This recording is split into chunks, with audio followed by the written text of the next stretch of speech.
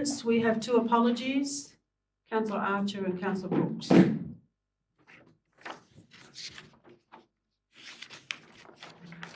Table of contents is as is.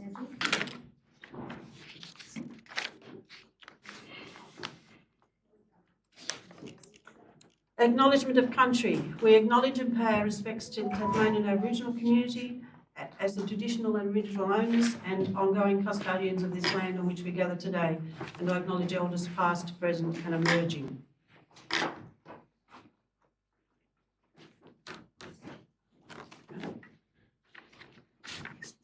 Okay, declarations of interest.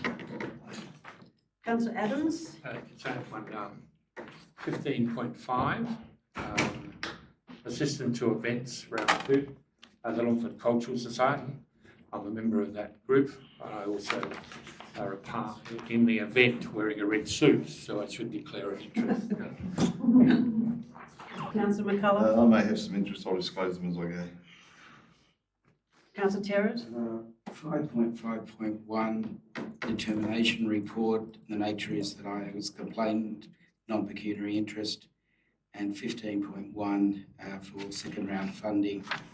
I'm a volunteer guide at Warners and therefore non-pecuniary interest. And I have 5.1 potentially, depending on which set of minutes you wish to approve. 15.2, 5.5.1 plus 5.5.2 determination reports for a code of conduct. And there's a perceived interest that I may well be perceived to have in, I've got here 5.4, but I'm not sure that that's the one in the allowance item. Oh, okay, so that's 15. But it's only for the legal cost section. 15.2. Sorry, what was that mean? 15.2. Mr. Oakley. I have an interest in agenda item number 488 Park Street. That's everybody?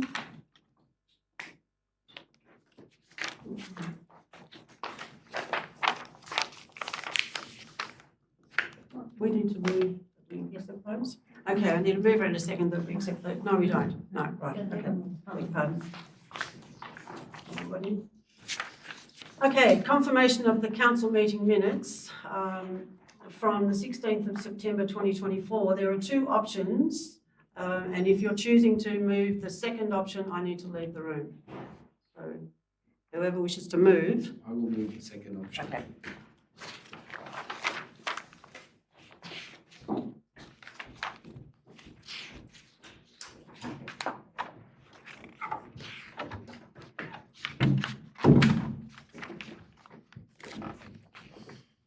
Okay, so do I have, so Councillor Terrett's moving. Do I have a seconder for that motion? For the minutes.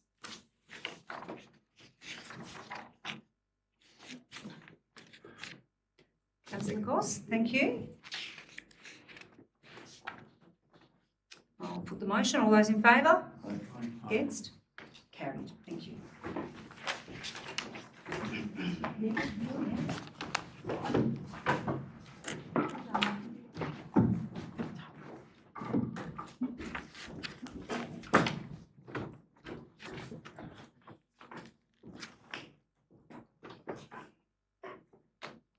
The date of the next council meeting will be Monday, the 18th of November.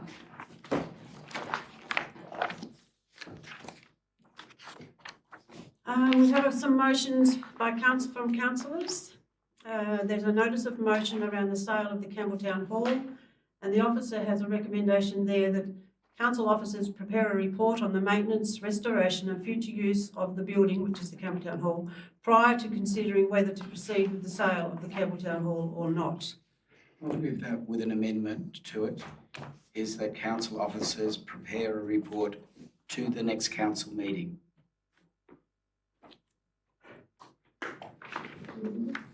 Yes. Okay, do I have a seconder? Well, I won't second it, but I think time's gone by that I should be able to sit in on this one. Is it an acceptable solution or not?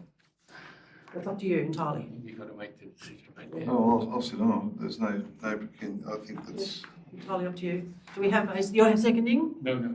No, I'll councillor, second. you're seconding, yes? Honestly. Okay.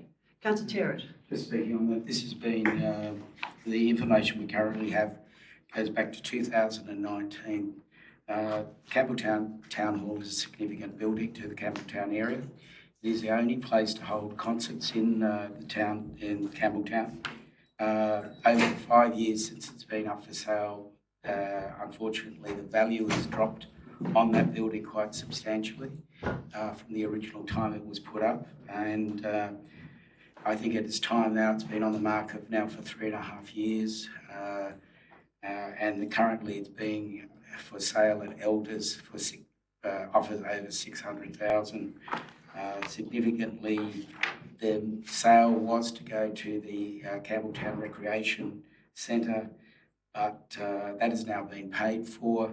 It is a iconic building, and I don't back down that it will cost us money to restore and maintain it. But losing a community asset is very significant, and to have a report, so we are fully informed at the next council meeting on what we should do with the Campbelltown Town Hall is something that we should consider. Just on a sideline to this is that we now have a memorial hall upgrade, and if you use the same logic we used back then, we'd be putting the Longford Town Hall up for sale, which I would be strongly opposing. So I think we need to be informed on this and to continue to look at the options of keeping that in council control. Councillor McCullough, do you wish to speak? well, yeah, I'd be very willing to look at formulating a committee or a group of people to look at how the community can restore that building to its former glory and save cost to council. I think that there's huge opportunities there. Given a few upgrades, I think we could get ample rent for it, a lot of significant rent for it, if we tied it up a little bit, and I'd be happy to do that. Councillor Adams. Yeah, thank you, man. I'll support the motion, but I'd like to add something to it in a minute. But the idea of this wall, it is an iconic building, and nobody's talking about knocking it down. What we're needing trying to do is find a purpose. It has to find a purpose. There's no purpose at the moment, and nobody's using it, very little. So it means that the ratepayers are going to pay constantly for this, and we're going to do a report on the costs. I'd like to make sure that we also consider striking a rate just for the Campbelltown people. If they want to keep the hall, then they pay a special rate to cover the costs of the hall. You have to find a purpose. The Farmers Union has gone into the old Baptist Tabernacle, which was in a concern here, but we've got a purpose now. They've gone in and they've made sure they looked after the heritage of the building, and we've got a major asset. There was the public debate. Everyone knew that once the new buildings were built at Campbelltown at the sports oval, that would become the centre. We've got 900 people down there. Now the argument about finding solution, there are people in this community that are doing a lot with the old Longford Town Hall and making that work and have a purpose and are moving forward. Of all the talk that came about when this was debated before in this council room, nobody has come up with ideas or the purpose for the Campbelltown Hall. If the local people can do that, fine, they should be putting it before us. But all we had was words. So I'm very reluctant on this, but I'd like to add to that we could also consider that the council officers prepare a report which also considers a special rate for the Campbelltown area. The mover and seconder to have the amendment added? No, I'm not. No, sorry about that, councillor Adams. Does anyone else wish to speak on this item? Councillor Andrews. Just a question. There was talk at one stage of changing our agents. Did that happen? real estate agents? We opened it up to all agents, yeah, but we've had no interest in the last few months now. Okay, I'll put the recommendation. All those in favour? Aye. Against? Motion's carried. Without enthusiasm. Yes. 5.3.2, notice of motion around the community strategies. There's an officer's recommendation that council note the updates to be provided within the annual report. Councillor Terrett, this is your motion. Do you wish to move that? Motion I can move as my notice is on motion that a report be prepared annually giving an update on the progress of the 5 community strategies approved at the 22nd of April 24 Ordinary Council meeting. Do we have a seconder for that motion? Councillor McCullough. Councillor Terrett. In speaking to this, I think it's important for the community, not just the councillors, to keep involved, advise what our strategies and how our strategy is progressing. They are significant strategies for our community, such as communication, youth, health and wellbeing, and they do contain a number of strategies at the back of those 5 strategies as such. And I think it's important the community, when people in the community come to a councillor, I should be able to tell them what's going on with these strategies and what we're achieving here. Now, we had Seniors Weeks last week.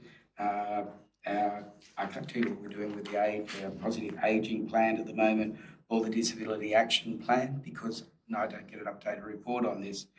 I'm not asking for it every meeting. I'm asking that we be kept informed of our strategies, and if we need to amend it or add to it, we have an opportunity as a council to do that.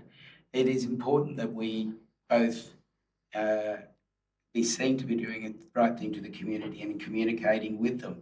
We ask for their community participation for these strategies, but it's how do we feed back to the community on this? And ironically, one of these strategies is communication. So I think it is very much in fitting with that strategy that we communicate both with the community and council and such. Councillor McCullough, do you wish to speak? I just think we should be a little bit more open to the public about what we're doing, how we're doing it, and the more transparency we can give and the more community engagement we can have, the better for everybody. Councillor Andrews. I'll vote against this motion, not because I don't agree with everything that Councillor Terrett's just said, but because I think that we're probably doubling up and giving everybody concerned more work when they don't need more work, because the officer's recommendation is saying, as we all know around the table, that all this information is in the annual report, which is a public document open to the community. They can get that information from the annual report every year. So I don't think this is necessary. We're already doing what you're saying that we should be doing, and I agree that we should be doing it. Councillor Goss. I didn't have anything to say, but I take it that it will be in the annual report, and that's what we're given. I'm just trying to check to see if the motion that's in the book is the same as it's on the board, and I think it probably is. Is that correct? Yeah. So I support what's in the book. Okay, I'll put the recommendation. All those in favour? Aye. Against? Aye. The motion's carried. There's the next, hang on a second. The next notice of motion is around the Drummond Street pine trees, and there's an officer's recommendation that council officers support Deputy Mayor Lambert's motion, but it doesn't actually say the motion, so yes, it's just underneath. The deputy, hang on, I need to get a bit lower. Right, there we go. And the notice of motion from the Deputy Mayor was to bring back a report to the next council meeting detailing all the options regarding the future of the pine trees in Drummond Street, Perth. The report's to include action taken to date with all known parties, including but not limited to council, landowner, the owner of the trees, state growth, residents and other relevant parties, regarding the options for the safe removal of the pine trees, setting out individual parties' legal and financial responsibilities and the heritage status of the trees. So Councillor Lambert, that being yours, do you wish to move the motion? Absolutely, yes, ma'am. And I'll Sorry, second yours, that. I just- councillor McCullough just seconding. want to disclose Councillor that- Lambert's first to I just speak. disclose that I have no interest in that land, it's not mine, Right. and It's up to that you. there's no live application at the moment. Yeah, it's up to you. Thank you. Councillor Lambert, you're first. Thank you, Mayor. Councillor Terrett and myself attended a public meeting recently to discuss this issue, and we committed to bringing back a motion to council to support the community. And the community are quite concerned about the future of the trees. And you might notice that I've popped in the end there the heritage status of the trees. There's a bit of concern about whether there is a heritage listing on them or not, which may or may not impact what happens moving forward. So look, I think that there is a lot of concern about the age of the trees, the condition of the trees, and this all came to the fore when we had the recent storms and one of the trees partly fell over onto Drummond Street. It was quite a concern to the residents. So I applaud them for having their public meeting. They spoke quite forthrightly about their concerns, and they included things, and I've listed some of them there, things like for a long time now there's been debris coming from the trees and clogging gutters and making a nuisance in that respect. One resident also talked about the fact that the pine needles are coming through the vents in the bathroom when they turn their fans on. I mean, to me that's probably not acceptable. And getting into the roof cavities and causing all sorts of issues for the residents there. And they're concerned about their safety and well-being. They're big trees, and if the wind blows the wrong way and the trees come down, you know, I don't like to think what might happen. So there is a real danger for pedestrians. There is an absolute danger for motorists driving in the area, and obviously for the residents and the people who live along that strip there. There's a concern about what's going to happen if we have another storm event like the one we've just recently experienced. And I know people are still cleaning up after that. It was big. So look, I think what I'd like to see come back in the report is what's detailed there, to put everything on the table, to have a look at everything that's happened so far in regard to the trees, everything that we know about, and in terms of liability, responsibility, the heritage status of the trees, and look at putting all of that together and coming back with to be fully informed so we can look at a way forward. I do understand that the landowner did meet with some of the community members, which I think is a really good thing, because we need to include that person in these conversations and whatever might come out of this. I understand that they were happy for the trees to come down, but not at their expense. But I presume the report will confirm that information, if that's still the thought process of the owner. So look, I'd like to put this motion to council, and again I thank the community members for coming to us with their concerns and bringing their concerns forward. It's really important that council and community are able to work together, and I think we're doing a good job in this case. And I'd like to see, obviously I've put that I'd like that report to come back to the next meeting so we can map a way forward. It's quite time consuming because of the age of the trees and the concern of our residents. Thank you, Councillor McCullough, do you wish to speak? Yeah, the history of the trees, as I understand it, they were some 30 years ago. The owner wanted to remove them, and they were told that they were heritage listed. 10 years later, the reverse happened. The council wanted to remove them, and the owner said, well, if you want them removed, you can pay for them. I think that status has carried on for some 15 years. My dealings with the trees was that, again, it was all about the cost of removal, and I think that Councillor Lambert's report should indicate that these have a method of coming down, that the trees can come down. From what she said, it's been reinforced. It will come down to cost, and there are ways of dealing with those trees. If you get the right person and the trees are okay, they'll take the timber away and compensate something for the way through. So I think it's highly promoted this to get that under control. I've heard about it several years ago, about the damage that it's done before and just before on council. And you're dealing with other people's livelihoods, you're dealing with other people's houses, and damage that possibly is irreparable at times. So I think we should be looking at how the cost is going to be engaged or fixed. I think that's probably going to be our biggest hurdle. Any further conversation? Yes. Very good. Councillor Terrett, no? I just again would like to reflect on what Councillor Lambert said and thank the community for bringing it to our attention. It's been going on for way too long and we really need to get a solution. Sooner or later we will get a tree that comes down on the street. Hopefully nobody is injured, but if we sit back and do nothing now, we're going to have a problem later. And I would like to thank both the community and Kimber for the work she did on that as well. And it shows that speaking to us is always good and hopefully we can get these things onto the agenda. Councillor Adams. Yeah, I think this issue's been around a long time, and Councillor McCulloch mentioned that. I think I can remember attending meetings in that vicinity. It really comes back to whether these trees are unsafe and that the landowner, in any other circumstances, the landowner has a responsibility.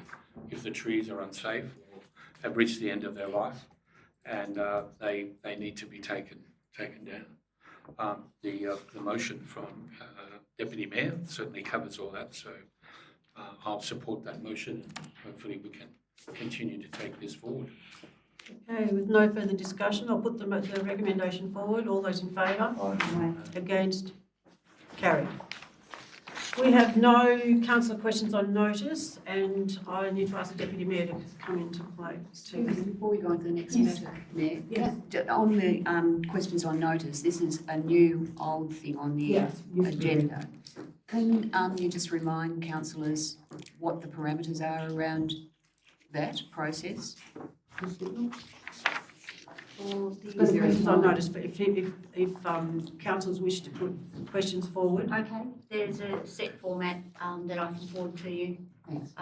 before the next meeting if you want. Thank you. I think you're right. Yeah. And there's a time frame that you have to have them in by 7 days before, I think, I believe. Okay.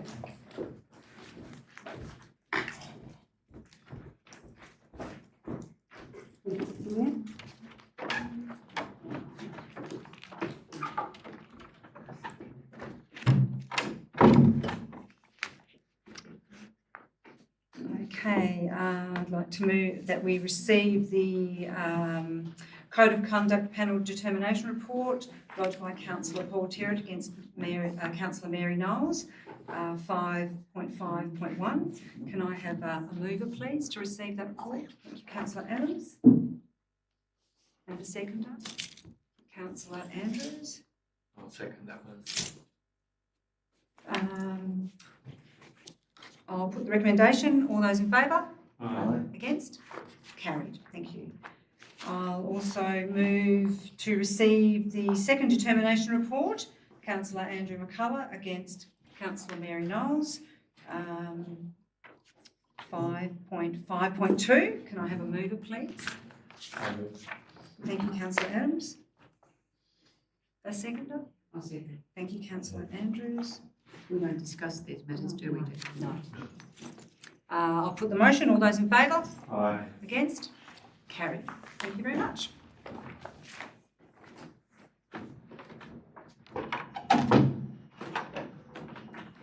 Yes, come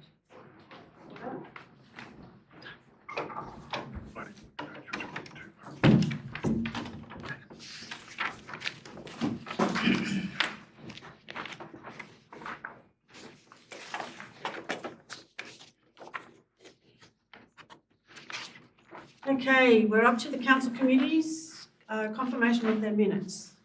Councillor Terrett and Councillor Lambert. Yes, Councillor Terrett. Just I noticed with the Longford Town Hall Committee, there is a number of items to improve that town hall. And I'm wondering if that list of those items are being looked at by officers and that a report, or maybe working with the committee to bring a report back to council in relation to improvements needed at Longford Town Hall. If that's possible. Yeah, our building supervisor is working with the committee and has met on site and he will report back. Okay, Councillor Adams. No, I did you wish to- understand. That's what my understanding is, that there's work already undertaken. There's also the issue of trying to get some panels and a battery. Yeah, and I will mention that we have allocated some money towards some of those works already in the in this current budget, so, Okay, I'll put the recommendation that we accept the committee's report, committee's minutes, beg your pardon. All those in favour? Against? Carried.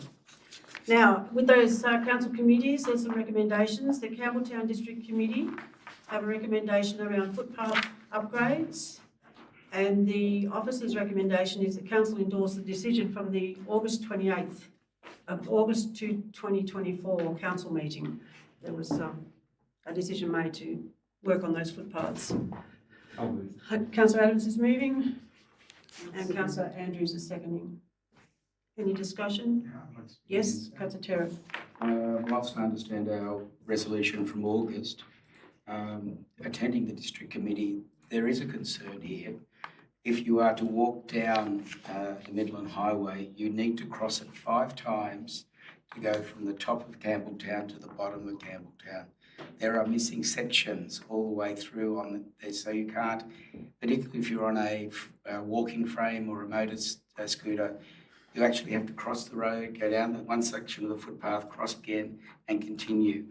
It is a major concern, and I do note the fact that we will be looking for funding, but also consideration when we come around to the revised budget to consider doing this. It is a priority. There are many older people that and also younger people who crossing the Midland Highway is not the safest thing at all the time. And therefore, I believe that we should be listening to the committee at this recommendation and pushing it a little bit harder.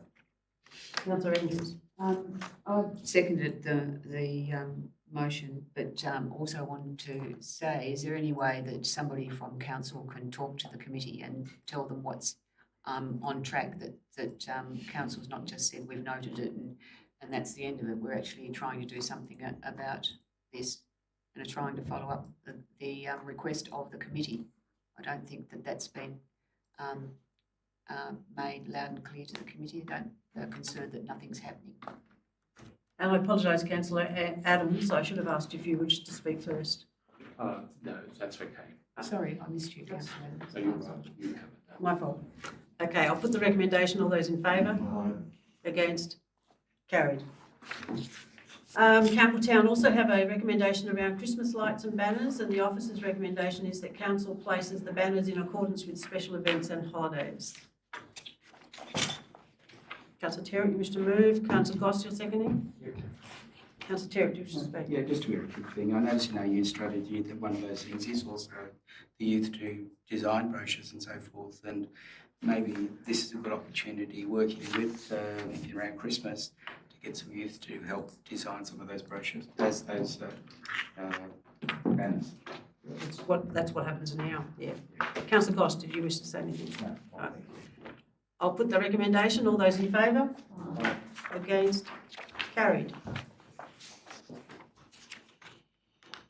They have a recommendation around, that's still in the same thing, isn't it? Around special funding for footpath extension.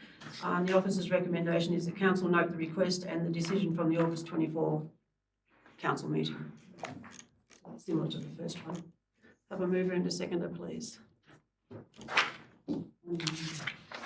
That we just note the request and the decision is the same as the last one. Councillor Adams and Councillor Andrews.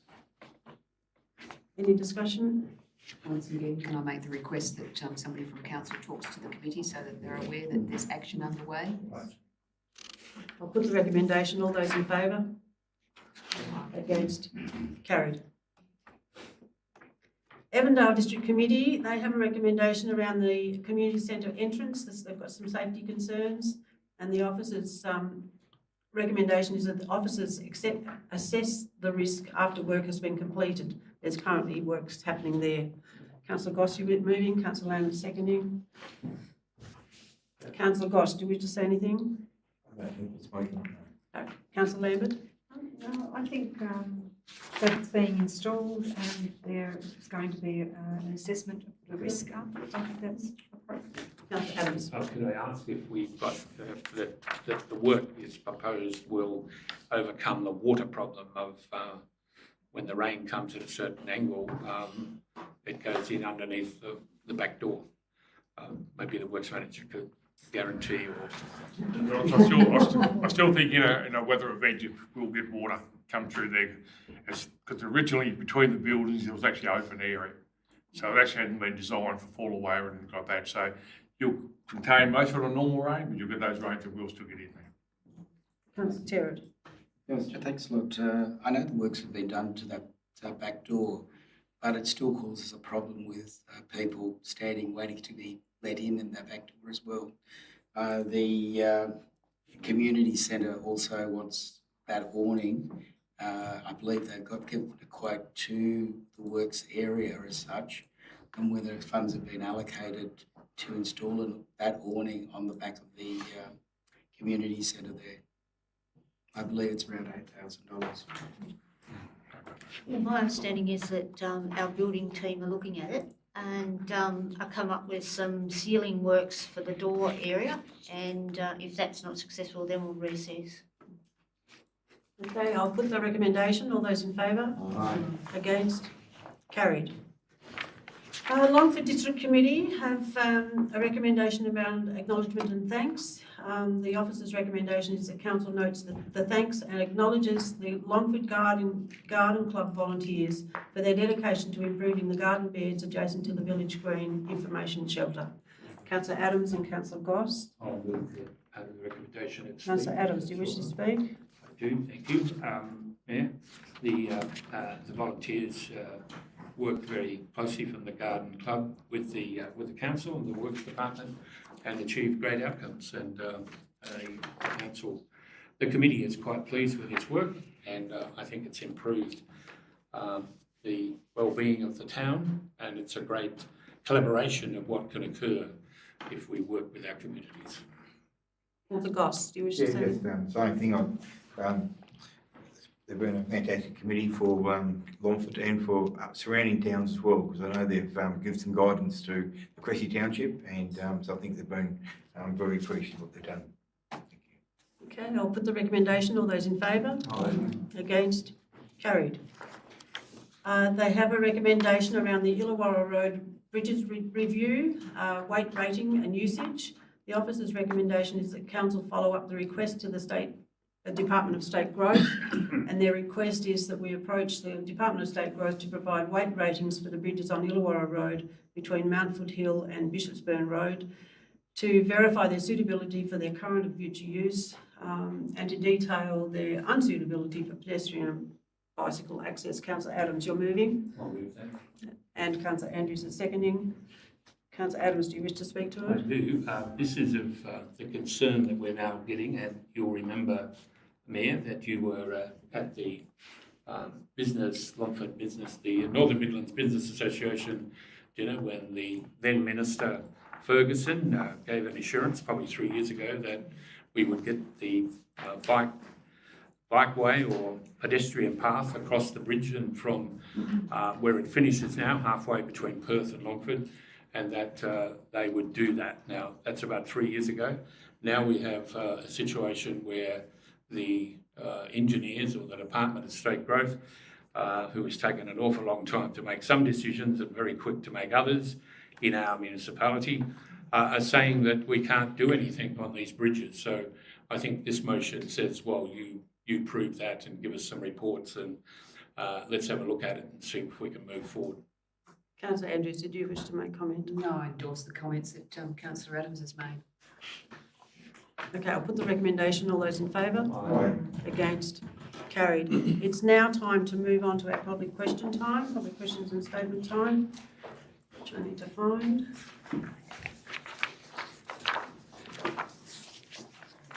Page 46.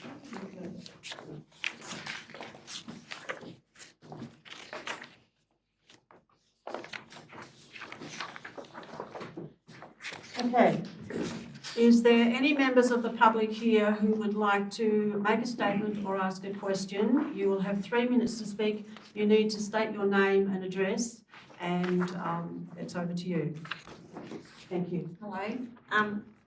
And I just need to make sure you realise this meeting's being recorded, and it's also being audio recorded. That's fine. Good evening, everyone. As a property owner in Drummond Street, where the pine trees or whatever they're called there, when it comes back to council, is there going to be a resolution then, and how long is it going to take? Did you say your name first? Shirley Burns, sorry. Shirley. Nice to meet you, Shirley.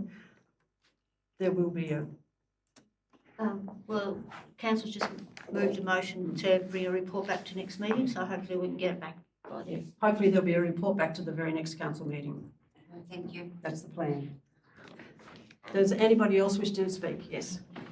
Annette Halsey, Longford. Madam Mayor, can I just ask before I start, I may go over just slightly, can you please just give me some leeway? It's quite an important issue. So, and I also forgot my glasses, which isn't going to help. Okay. I'm here to present to Council the motion Jen Butler MP tabled in Parliament on Thursday 17th October regarding the proposed heavy truck fuel stop at 26A Tannery Road, Longford. The notice of motion, Ms Butler, to move that the House, 1, notes the proposed 24-hour refuelling depot development installation by British Petroleum at 26A Tannery Road South, Longford. 2, further notes the proposed fuel stop is primarily a refuelling stop for B-doubles, prime mover coupled to 2 semi-trailer trucks. 3, acknowledges the proposed refuelling depot is located at the main entrance to historic Longford, the only entrance in and out of the main part of the town. 4, notes the proposed fuel stop will divert B-doubles and other heavy vehicles off Illawarra Road, leading to a large increase in heavy vehicles into the Longford Township. 5, further notes the proposed Tannery Road, South Road and shoulder area is currently not wide enough to cater for clear entry and exit points for B-double trucks. 6, acknowledges the proposed fuel depot entry and exit points will pose a major traffic safety risk to local commuters. 7, notes the Northern Midlands Council voted against the proposed fuel depot site. 8, further notes the previous Northern Midlands Planning Scheme 2013 did not allow for such a development in the general business zone in the township of Longford. 9, notes the community of Longford have strong concerns in relation to the development. And 10, the people of Longford call on the government to introduce legislation for the withdrawal of a planning permit for the development of a heavy truck and B-double refuelling depot at 26A Tannery Road, Longford, ordered by TASCAT, and to withdraw the driveway crossing permit granted by State Growth. In light of Ms Butler's motion to Parliament, I am asking on behalf of the Longford community, who have been actively opposing this heavy truck fuel stop for 15 months now, that the Mayor and Council write immediately to the Premier of Tasmania, the Leader of the Opposition, Greens Leader, Independent MPs and Lions MPs, confirming Council's support for Ms Butler's motion, and ask that the Parliament action point 10 of this motion to rescind the planning permit and works access permit. Thank you. Thank you. You were well under your time. Do you mind if we have a copy of that? Do we need to move that be taken part of the record of this council meeting? That's up to councillors, yes? Is that all right? Yes, we were able to do that, aren't we? We can move that this is acted upon. Become part of the council minutes? It's already. It's to become part of the council minutes, as long as we're clear. Part of the council minutes, Yes. so I think that's all it needs. Yep. Councillor, Sorry, can I ask a question? Is there an opportunity now for me to propose a motion concerning that? it'll be, I don't think so, it'll be a motion that's not on notice. Then move that we suspend standing orders and move an urgency, allow Councillor Andrews to move a motion of urgency under Regulation Act of the meeting procedure. Councillor Torrance moving that we Yes, that suspend. we, yes, so do I have a seconder for that? I'll second it. I'll second Councillor Adams is seconding that, yes. All those in favour? Aye. Against? Carried. Councillor Andrews. So can I move a motion that the council write to the Premier supporting the people of Longford in their call to do what they want to do in number 10 on that motion from Jen Butler? Do I have a seconder? Absolutely. Councillor Terrett. Any discussion? It could be better get it clear first. Yes. Straightforward. Do you want me to read out the? If you'd like to pass it up to our officer, I don't know. you've got it? Right. Make sure they've got it. Make sure we've got it correct. Baker, okay? That's what we're working on. And can the council write to the Premier and anybody else that we believe would be all MPs? The Premier and all MPs. Thank you, Councillor. 10. We're just about to have it read out. Yep. It's coming up here now. Okay.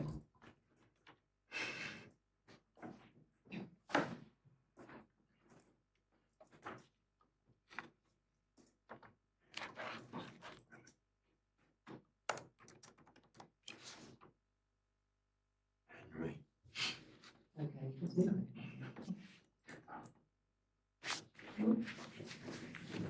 Start here.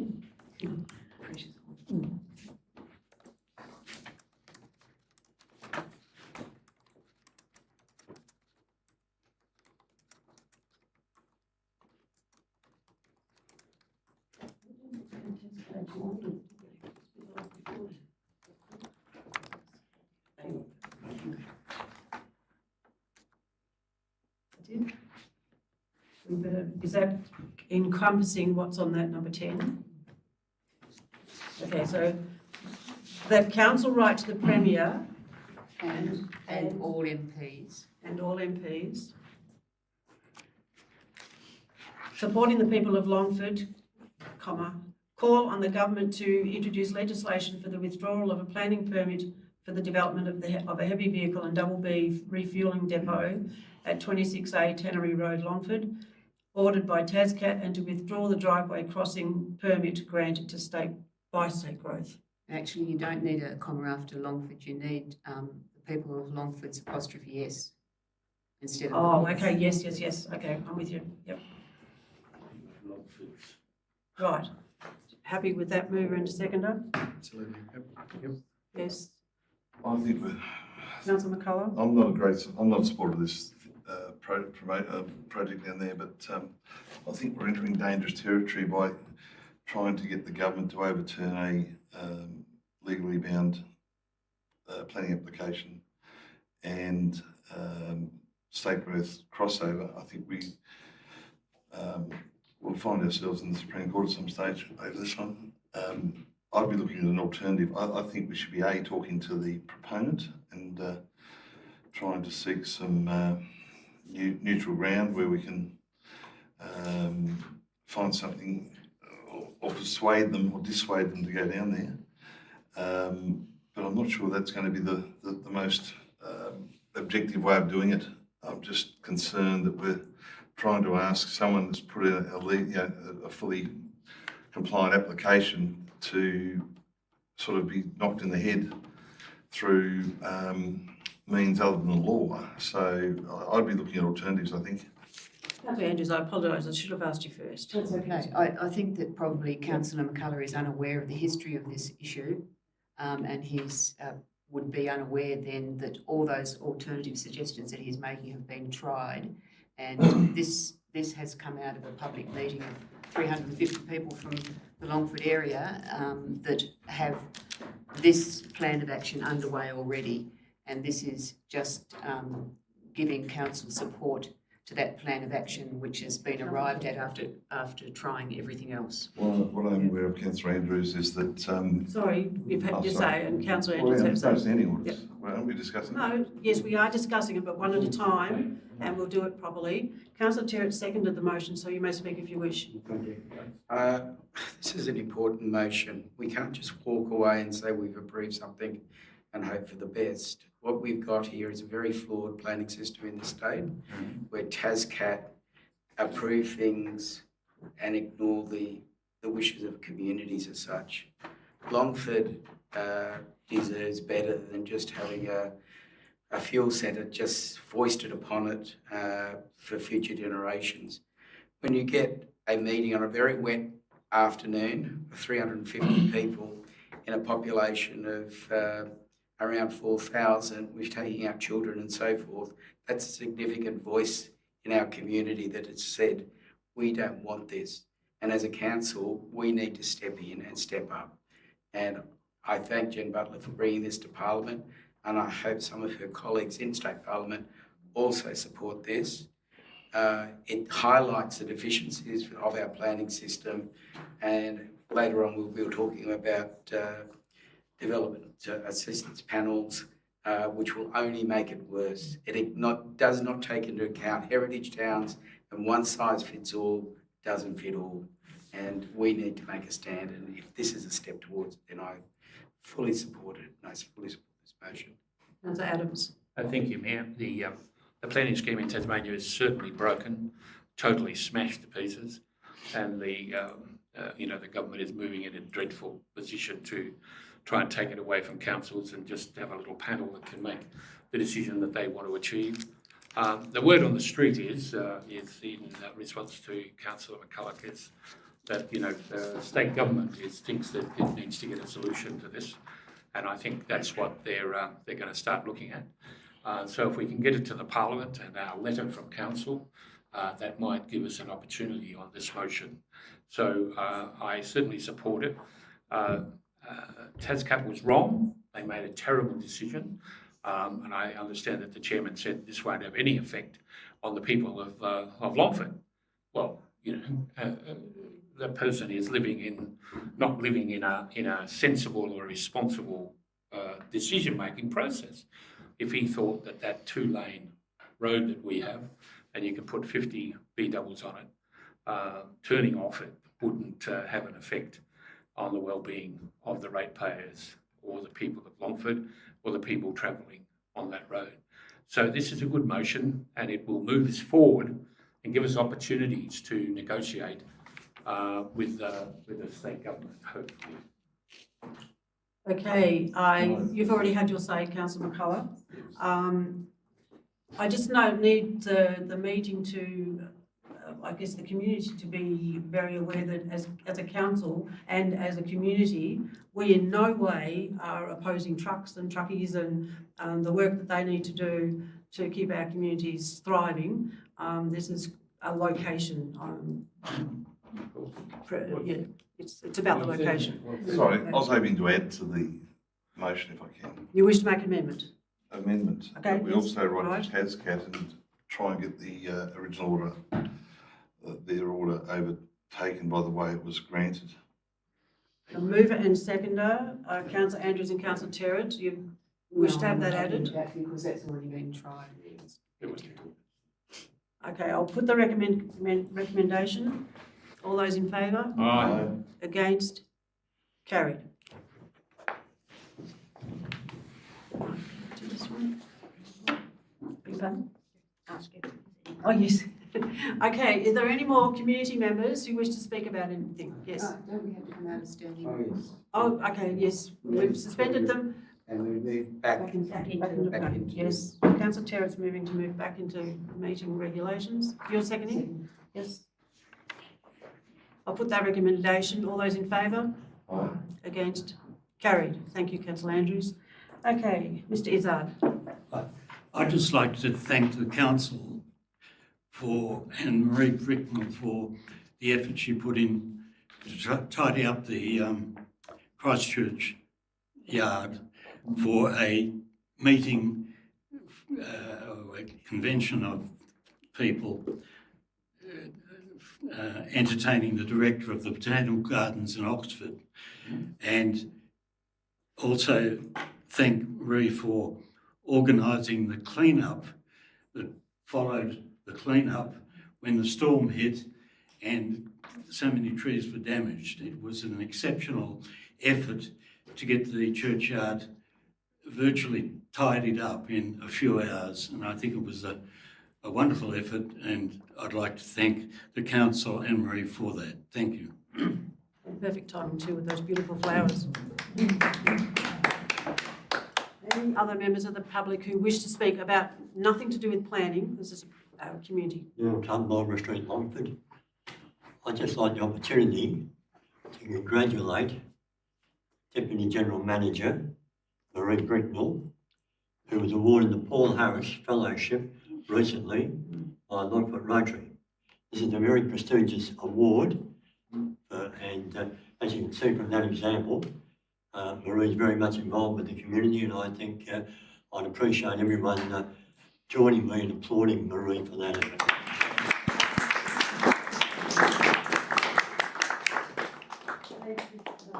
Does anybody else wish to speak about something that's not to do with planning?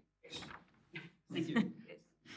Dennis Betts from 119 Walker Street here in Longford, and the owner of Longford Berries. It's been operating since 2003. In November 2020, excuse me, I've got a terrible cold, 23, we submitted a modest application to accommodate a small number of self-contained vans and motorhomes in response to the many requests from travellers as a means to gently expand our business, enhance our agritourism credentials, and to assist our ongoing viability. 6 weeks later, we received a letter from an independent planning consultant seeking further information, including a detailed traffic survey of our private road, before the application could be considered. We gathered this information, met with the council's SPO on site, and received his assurance that we had satisfied fully the requests before we resubmitted the application.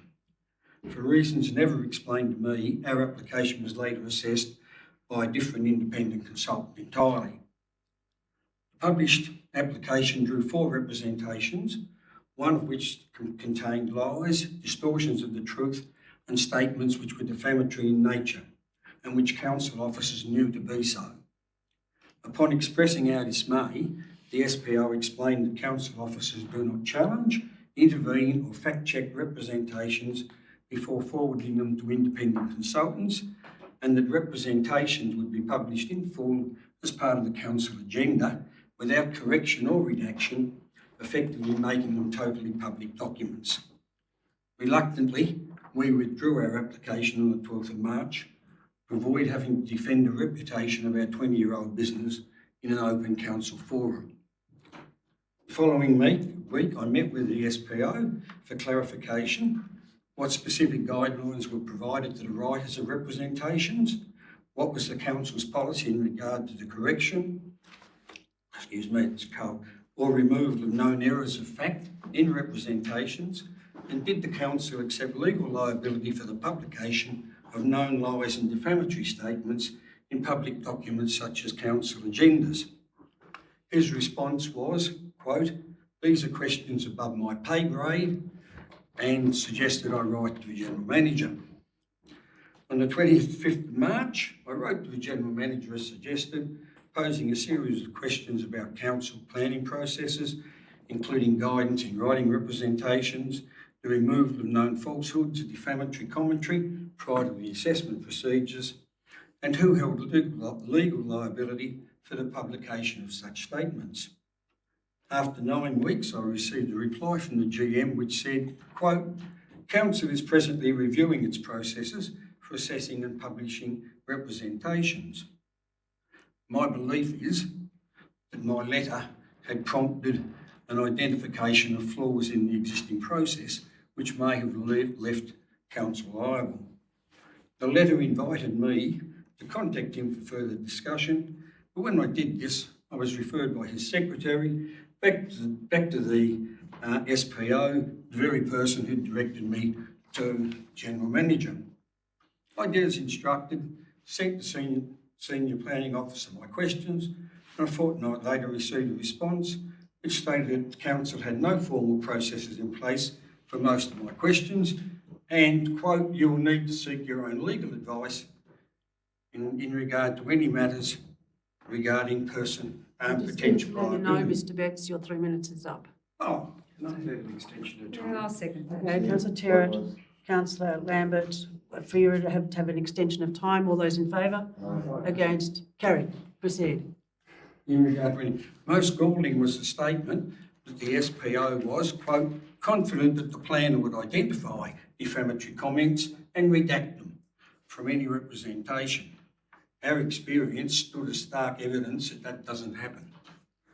On September the 4th, I emailed the SPO again, inquiring about the status of the review prior to lodging any further application. 47 weeks later, I received, thank you.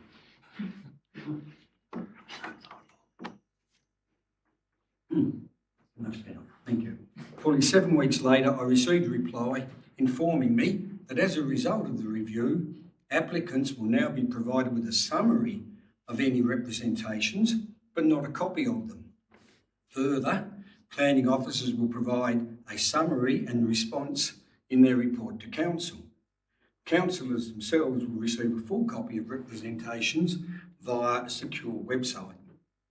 There was no reference to providing guidelines for writing representations, and so the process of assessment now has become more secretive and less transparent and leaves itself open to allegations of impropriety because it relies entirely upon anonymous planning officers to provide summaries with no checks and balances in place.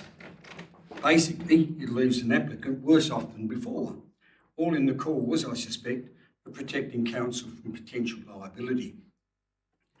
As of last night, there was no indication anywhere on the council website about these changes to the process.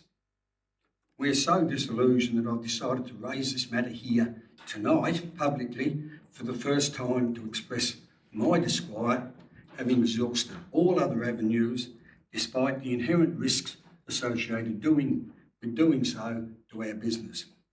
Mr. Betts. My question relates, I do have a question now, relates to the review. Who conducted it? What consultation occurred? And what legal advice was sought?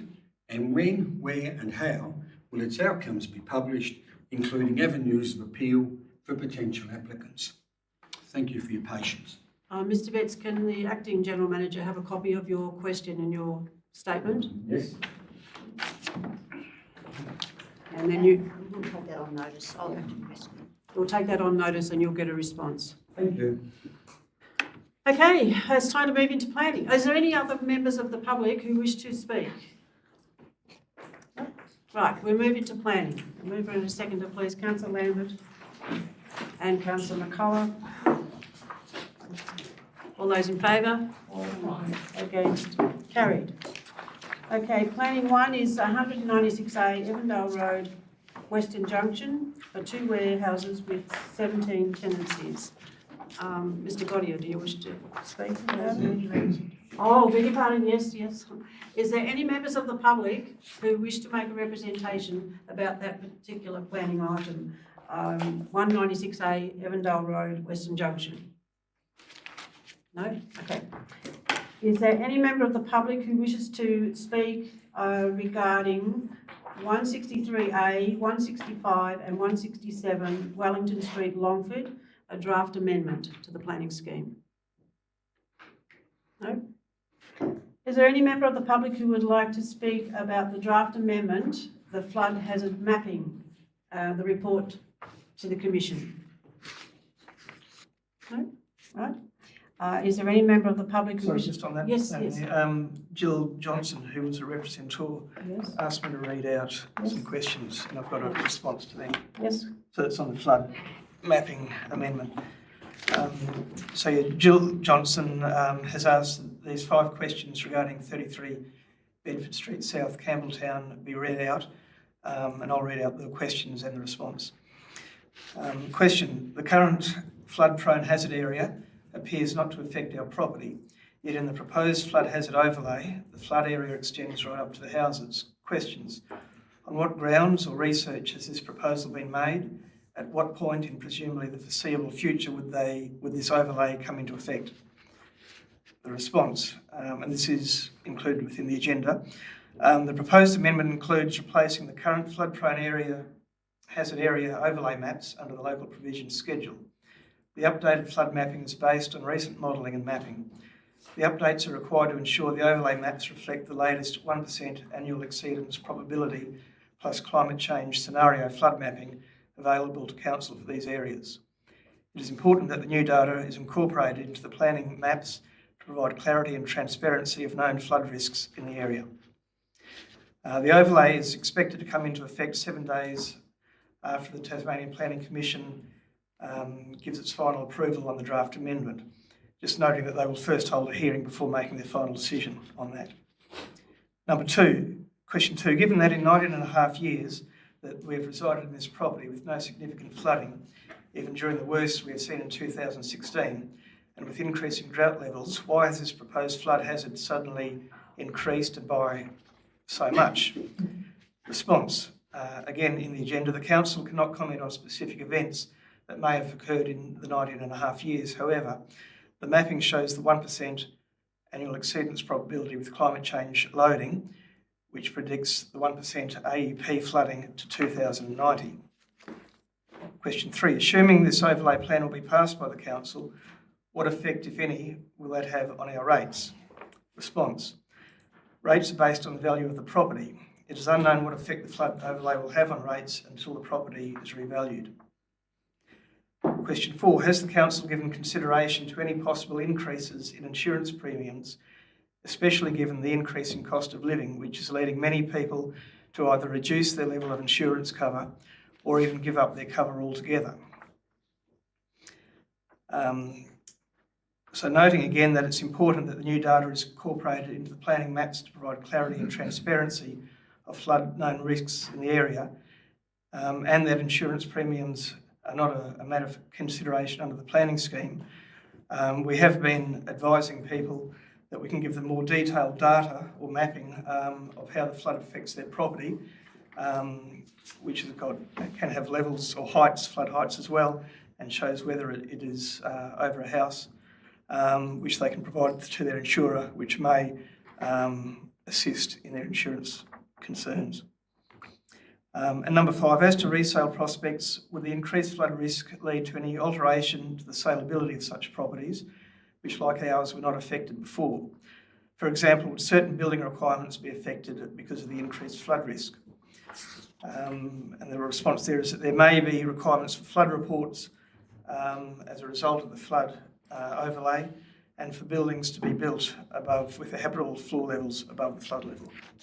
Thank you, Mr. Godio. Yes, Councillor Goss. 32 Bedford Street. 33. 33, thank you.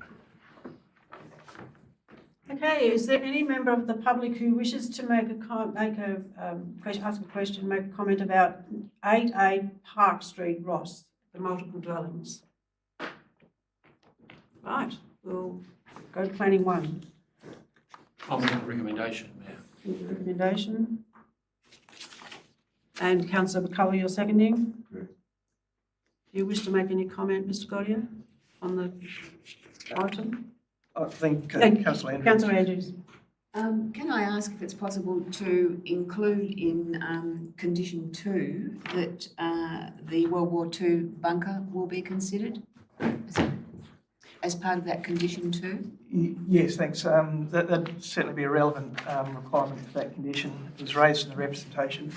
I've given some wording to Mr. Viney. She might add that.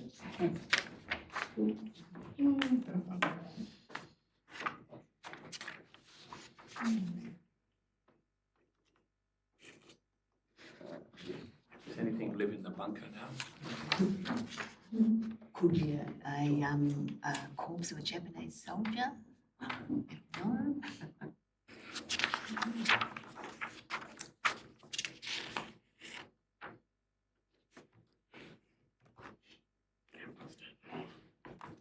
Commission 2. Scrolling down. Up all the trees, yeah. There. Just add it in.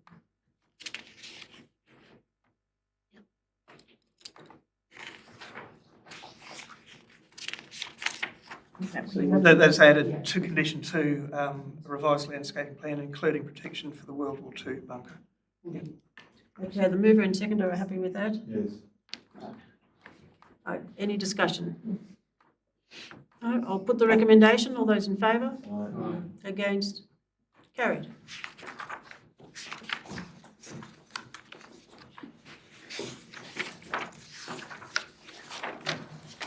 Okay, planning 2 is 163A, 165 and 167 Wellington Street, Longford, a draft amendment. And there's a recommendation there from our planners that under the section 38(2)A of the Land Use Planning and Approvals Act 1993, council as a planning authority decide to agree to prepare a draft amendment 15/2024 to the Northern Midlands Local Provision Schedule. And there's other wording there that I'm hoping the councillors have all read. Wish me to read it all out? Okay. Have a mover, Councillor McCullough, you're moving? Yep.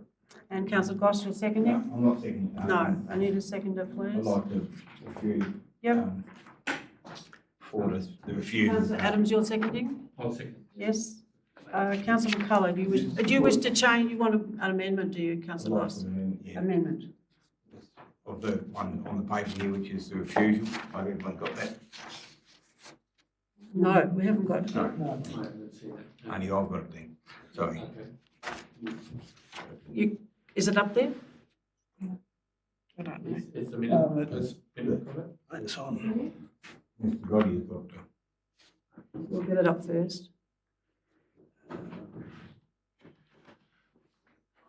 Okay, that's it there? That's it there. All right, Councillor Goss is proposing this amendment that under section, keep it still. Sorry. Under section 38(2)A of the Land Use Planning and Approvals Act 1993, council as a planning authority refused to prepare a draft amendment to the Northern Midlands Local Provision Schedule for the following reasons. The rezoning will allow for multiple dwellings with a site area per dwelling of 1,200 square metres, meaning a potential addition of two dwellings on both 163 and 165 Wellington Street. The application has not demonstrated that additional traffic will not cause an adverse impact on the safety and efficiency of the private driveway. Is there a second to that amendment? Councillor Terrett. Terrett. Yes, absolutely. Thanks. So that's putting up that this rezoning be refused. I'd just like to make councillors aware that they can't apply for a substantially similar amendment for 2 years if it's refused.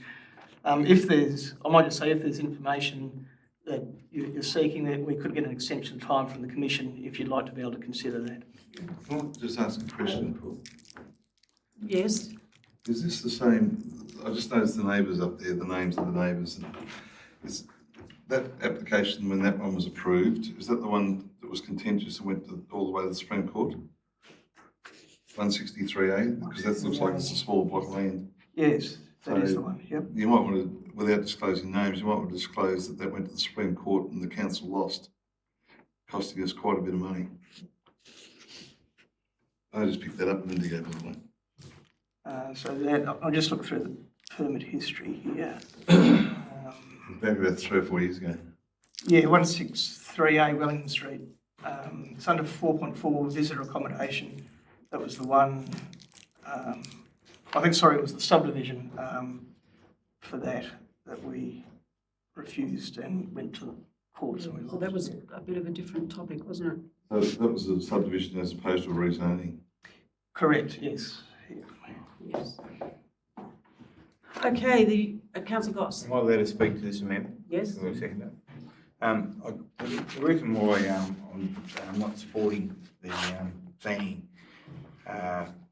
motion that's gone through for the rezoning is because it's a private road, and if we rezone it here, the people that live up that private road, they don't know anything about it. They haven't been informed that this is going to happen. That concerns me. That's number one thing. It's in a private road, and there's potentially could be 4 or maybe 6 new dwellings up this private road.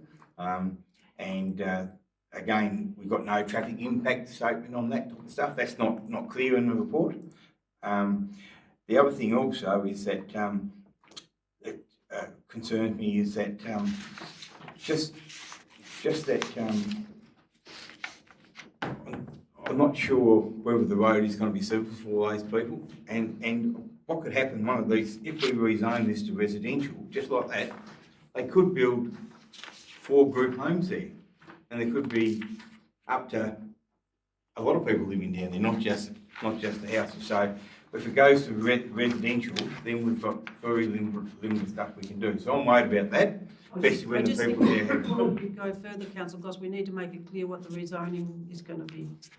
It's not residential, is it? Low density residential. Low density. Keep going. They can, the office will clear it up, they can have a group home on low density residential. Yeah, so group home, what we call multiple dwellings, more than one dwelling on a lot. Based on those lot sizes, 163 could potentially have another 2, and 165 potentially another 2. Yeah. So that concerns me, and the neighbours that use that private road won't have any time, and so that's why I'm put this refusal forward. The office is prepared for me, I would say, and hopefully we'll get some support. But it is a bit, it's a bit different. The land was zoned bigger. I don't know if there's any fire stuff down that road for more dwellings to go down there. So there's lots of things that haven't been answered yet. I know that'll probably go when the building stuff goes through, but there are a lot of things that we just don't know about yet. If we rezone it to where we want to take it to, then we probably haven't got many options after that. Councillor Terry, you seconded. Do you wish to speak? No, I had concerns about the road. Similarly, it's who's responsible in the long term for that shared road. And I know that once we get the DO, we might be able to clarify that. But it's also the thin edge of the wedges, how much into agricultural areas we go, and the impact that way will cause as well. So I share your concerns. Councillor McCullough, you had I your had hand another up? question. I just wanted to know why they went for a rezoning as opposed to a subdivision. Because the current zone, the agriculture zone, wouldn't allow for a subdivision. What was the rezoning when that other went through? It would. That's a precedent. It would have been under the previous scheme, looking at the dates there, so it wouldn't have been the agriculture. Sorry? Is that 2018? Yes, and this current scheme came in end of 21, 22. So that wasn't agricultural in those days? No. Councillor Andrews. I'm just a bit concerned that if we agree to Councillor Goss's amendment, then we shut down any means of finding out anything more, answering any the questions that you're raising. We stop the process of finding out anything more about what can be done and what can't be done. I take up what the senior planner was saying, that if we go for the first motion, then there's an opportunity to find out a little bit more about this project and whether it fits what we're looking for as a council or whatever. But if we vote for this one, then all of that opportunity is gone. And I understand that, did you say that it was 2 years before you could start all this process again? That's right. So it's gone, that opportunity to question is gone for 2 years. Yeah, there's 2 years for anything substantially the same that they can't reapply. If you were looking at getting more information, there'd actually be a different motion that we'd need, which is that under section 38(2) of LUPA, council asked the Planning Commission to give us an extension of time to decide on the application, and then to request that information from the applicant. Councillor Goss be more acceptable to that motion?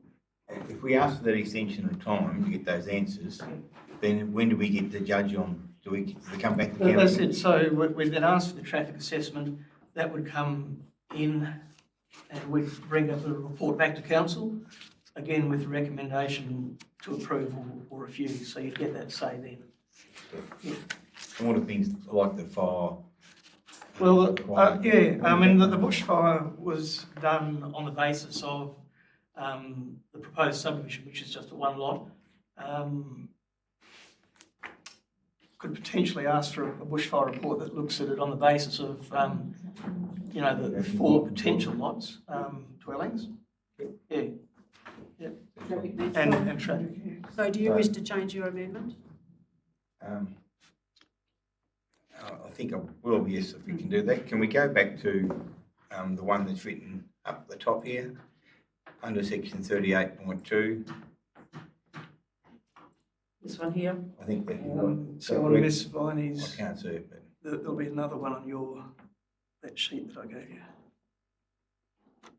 Request, yes, that's the one. Okay, that under section 38.2 of the Land Use Planning and Approvals Act 1993, the Planning Authority requests the Tasmanian Planning Commission to give it until the 22nd of November 2024 to decide whether to prepare the amendment, and request the applicant to provide a traffic impact statement based on the most intense residential development allowed by the rezoning. And just the adding of the bushfire as well. Both management and bushfire plan. Report. Then what, sorry? So yes, sorry, after traffic impact statement and bushfire report.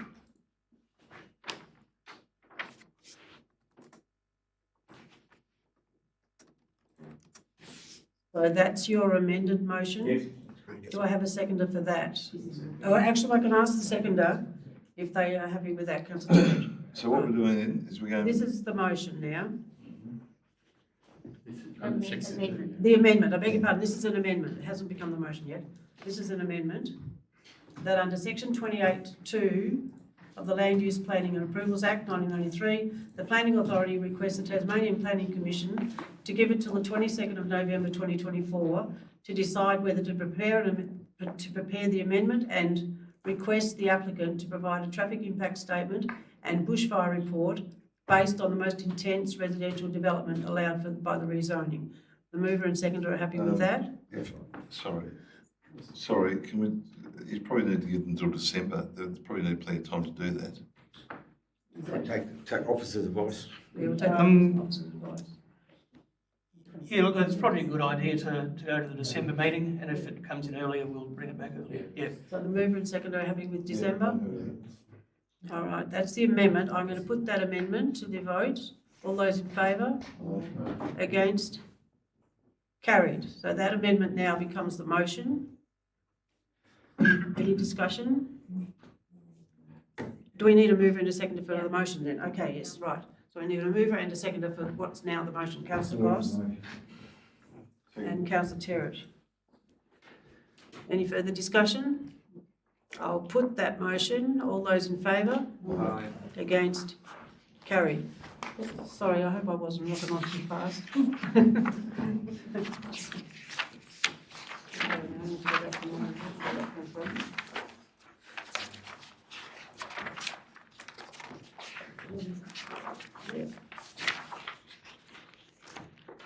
Okay, planning 3 is a draft amendment to the flood hazard mapping and a report to the Commission. And the recommendation is that under section 40K of the Land Use Planning and Approvals Act 1993, Council as a planning authority endorse the statements in relation to the representations contained in this report, and that the planning authority recommend that the Tasmanian Planning Commission give its final approval to the draft amendment.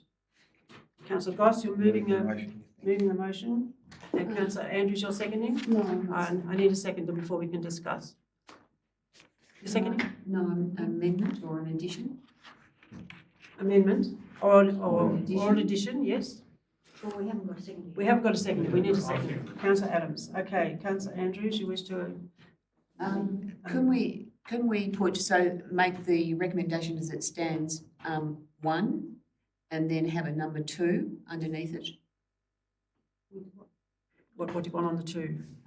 That council go back to the representatives and give them the information that they require from the questions that were asked.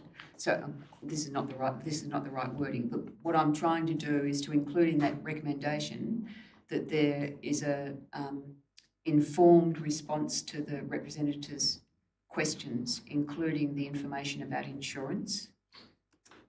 Is that appropriate, Mr. Collier? Yes, yeah, that's fine. Okay. The mover and seconder are happy to have that added in. Councillor Goss and Councillor Adams. Yes. Oh, hang on, I've got to go over here. There's words, but No, but it gets them. The council go back to the representatives with informed response, including insurance. form responses to them, including the information about insurance support from council.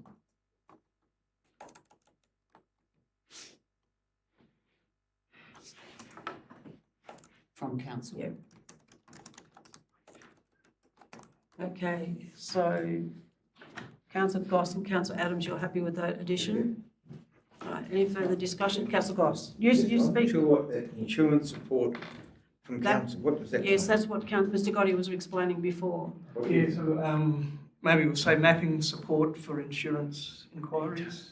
So can I, in workshop, we talked about this, councillor Ross, and there was concern expressed that the representatives that were commenting on this were saying that they're very concerned that their insurance premiums are going to quadruple, for instance, when they find out that they're in the new flood zone from this flood mapping that's being introduced. The overlay. The overlay. And we've replied in very short bureaucratic responses to them that, you know, their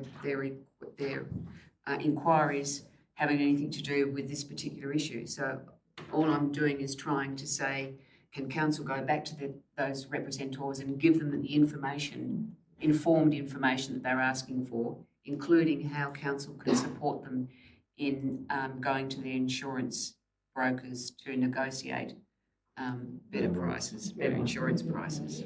The insurance, Does that make sense, Councillor Goss? What it's written better now, before it was written that we're going to support the insurance. I don't know if that's what we want to do. Okay, and also that when it does go to the commission, every one of the representatives will get the opportunity to speak. Councillor Goss, please, do you wish to speak to it? No, fine. Councillor Adams. only that the insurance companies are taking the view of this overlay.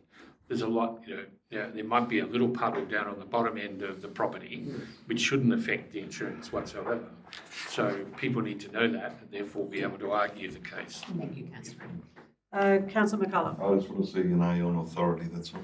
Planning authority on second line. It's got a line under it. Oh, yes. Yes, there you go, thank you. Any other discussion, Councillor Terrett? I still have some concerns in regards to this. I know what Councillor Andrews was trying to address, but it doesn't remove the potential loss of land values, the impact on their insurances, future use of the land and so forth.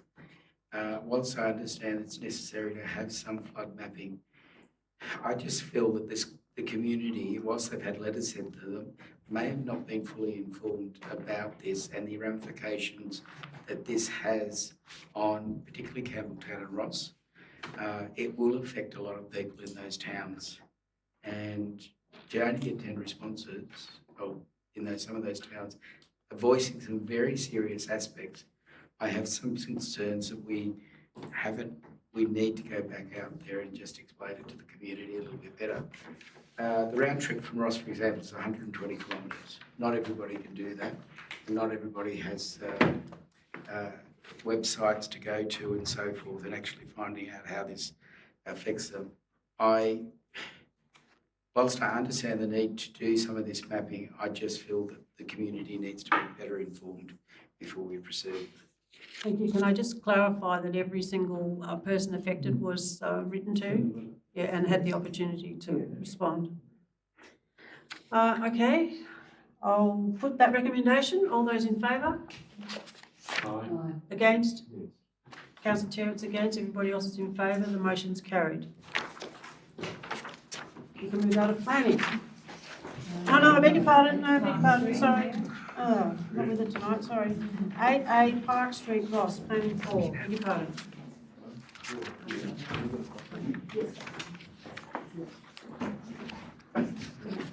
Okay.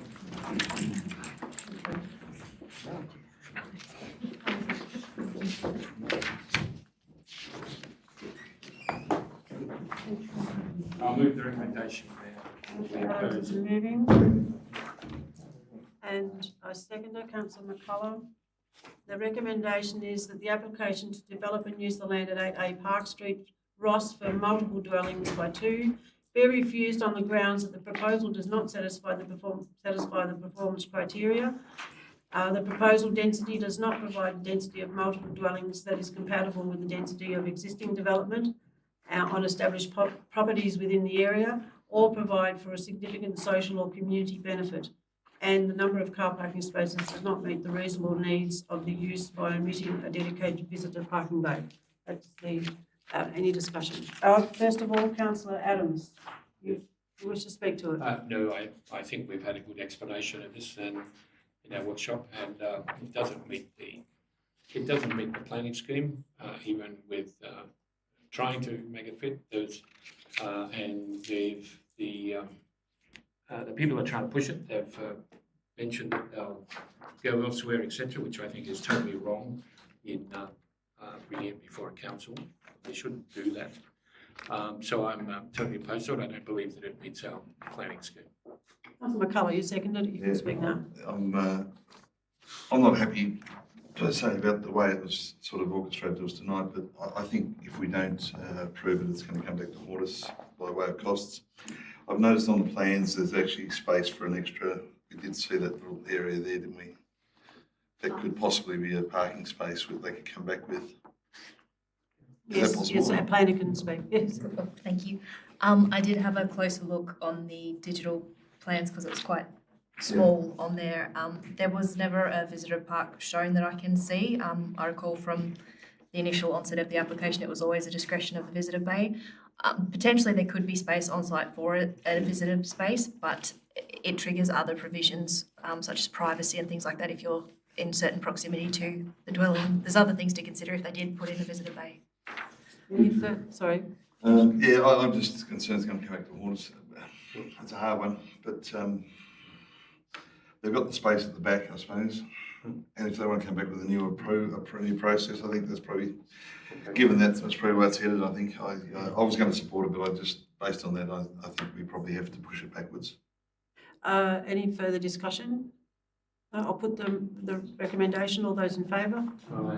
Against? Carried. Now we can move out of planning. Councillor Adams and Councillor Lambert. All those in favour? Against? Carried. Now we're going to move for meal break? Yes, yes. Now we're going to stop for 20 minutes, so we'll start for a meal break.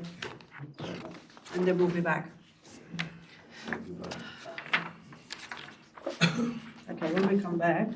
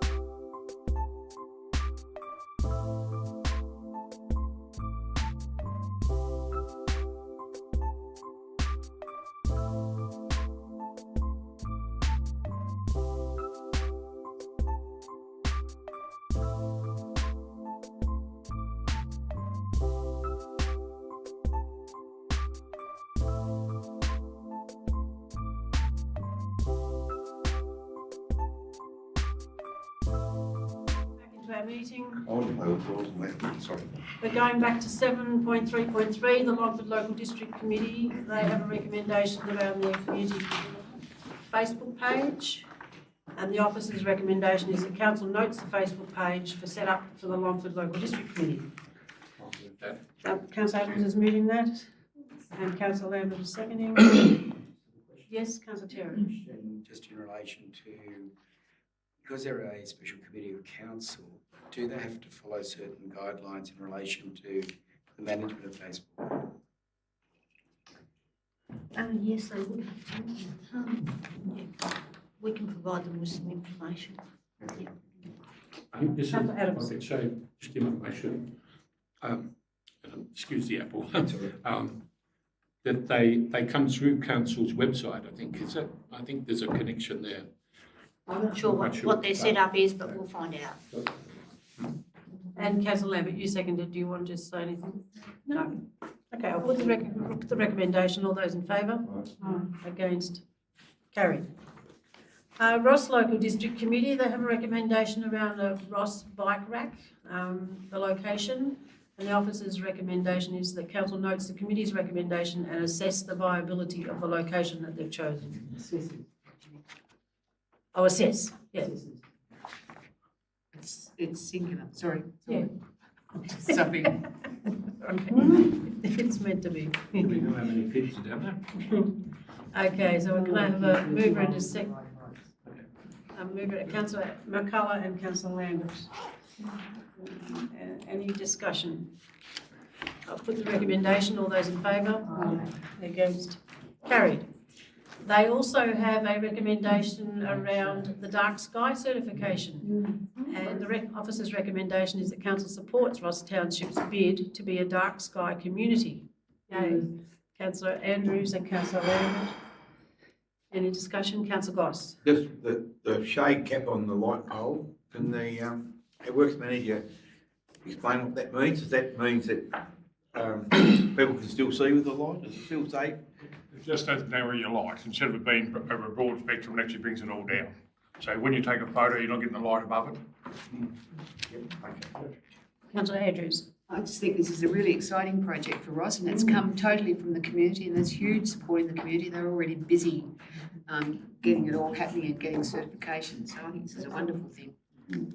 I'd just like to support that as well. I think it's a great thing for Ross, value add to another reason to come to Ross. So we don't need any more reasons, but we do. This is another good reason. Let's go to 30 green and look at the sky. Yeah, that's right. And I think they're very proud of the fact, and they were really hoping that council was going to support this so it could move forward. So, yeah. We've got even an amphitheatre. General manager and the works manager. They've will even get got up an their poles, amphitheatre on the village green. put the camera on.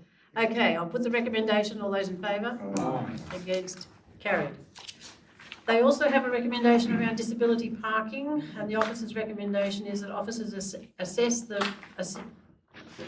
providing a disability car park and recommend an appropriate location.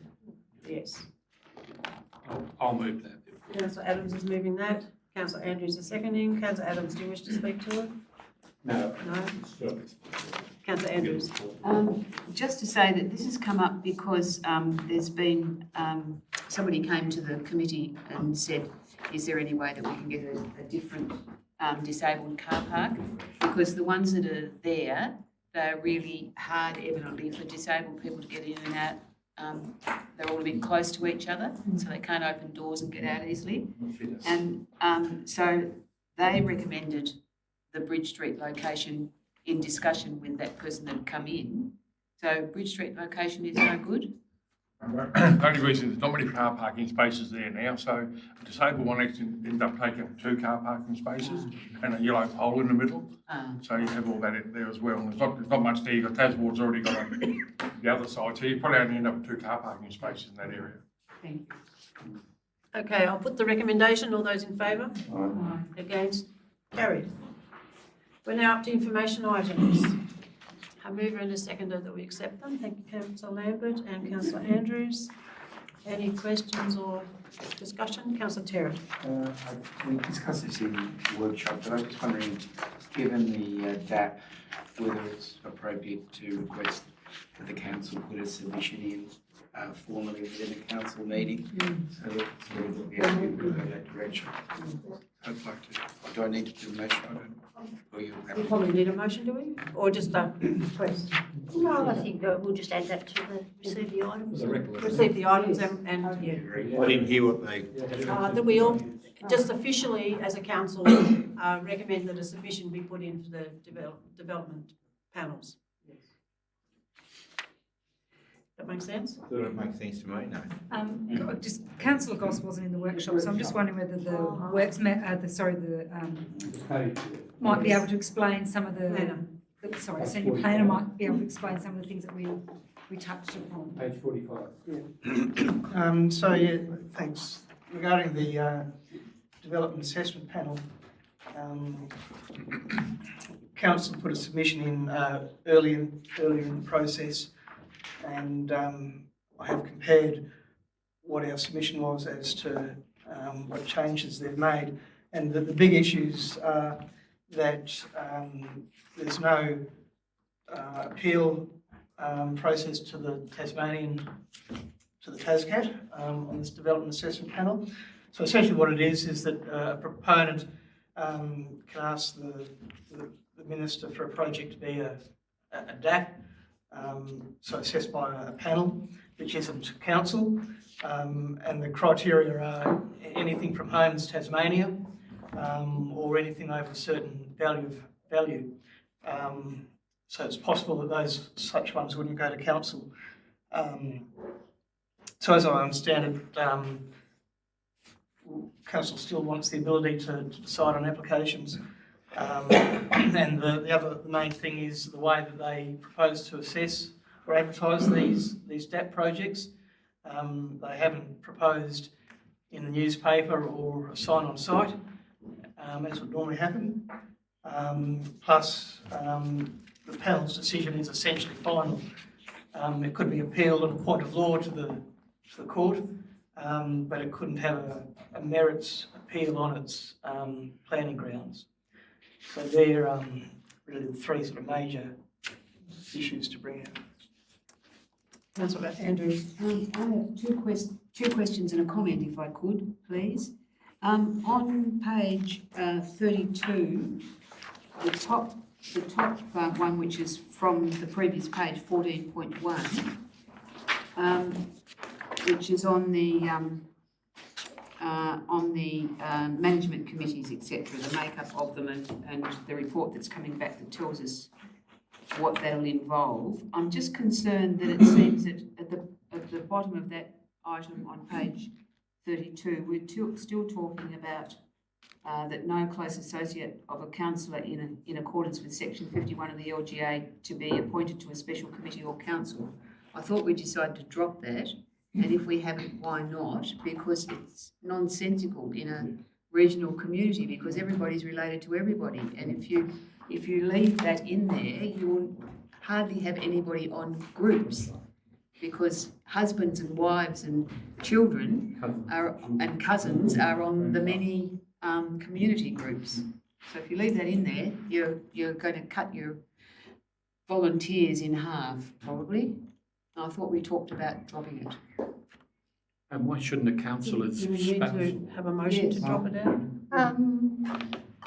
Can I explain that? Yes, Ms. Egan. That part of the recommendation was removed, and it's just in there in brackets. It's a separate. That's what I thought. So why is it still in there? It's because it's. I haven't got the page. 32. I was surprised to still see it. Area. 32 on paper. So. Up the top, grey. Yeah, you just went past.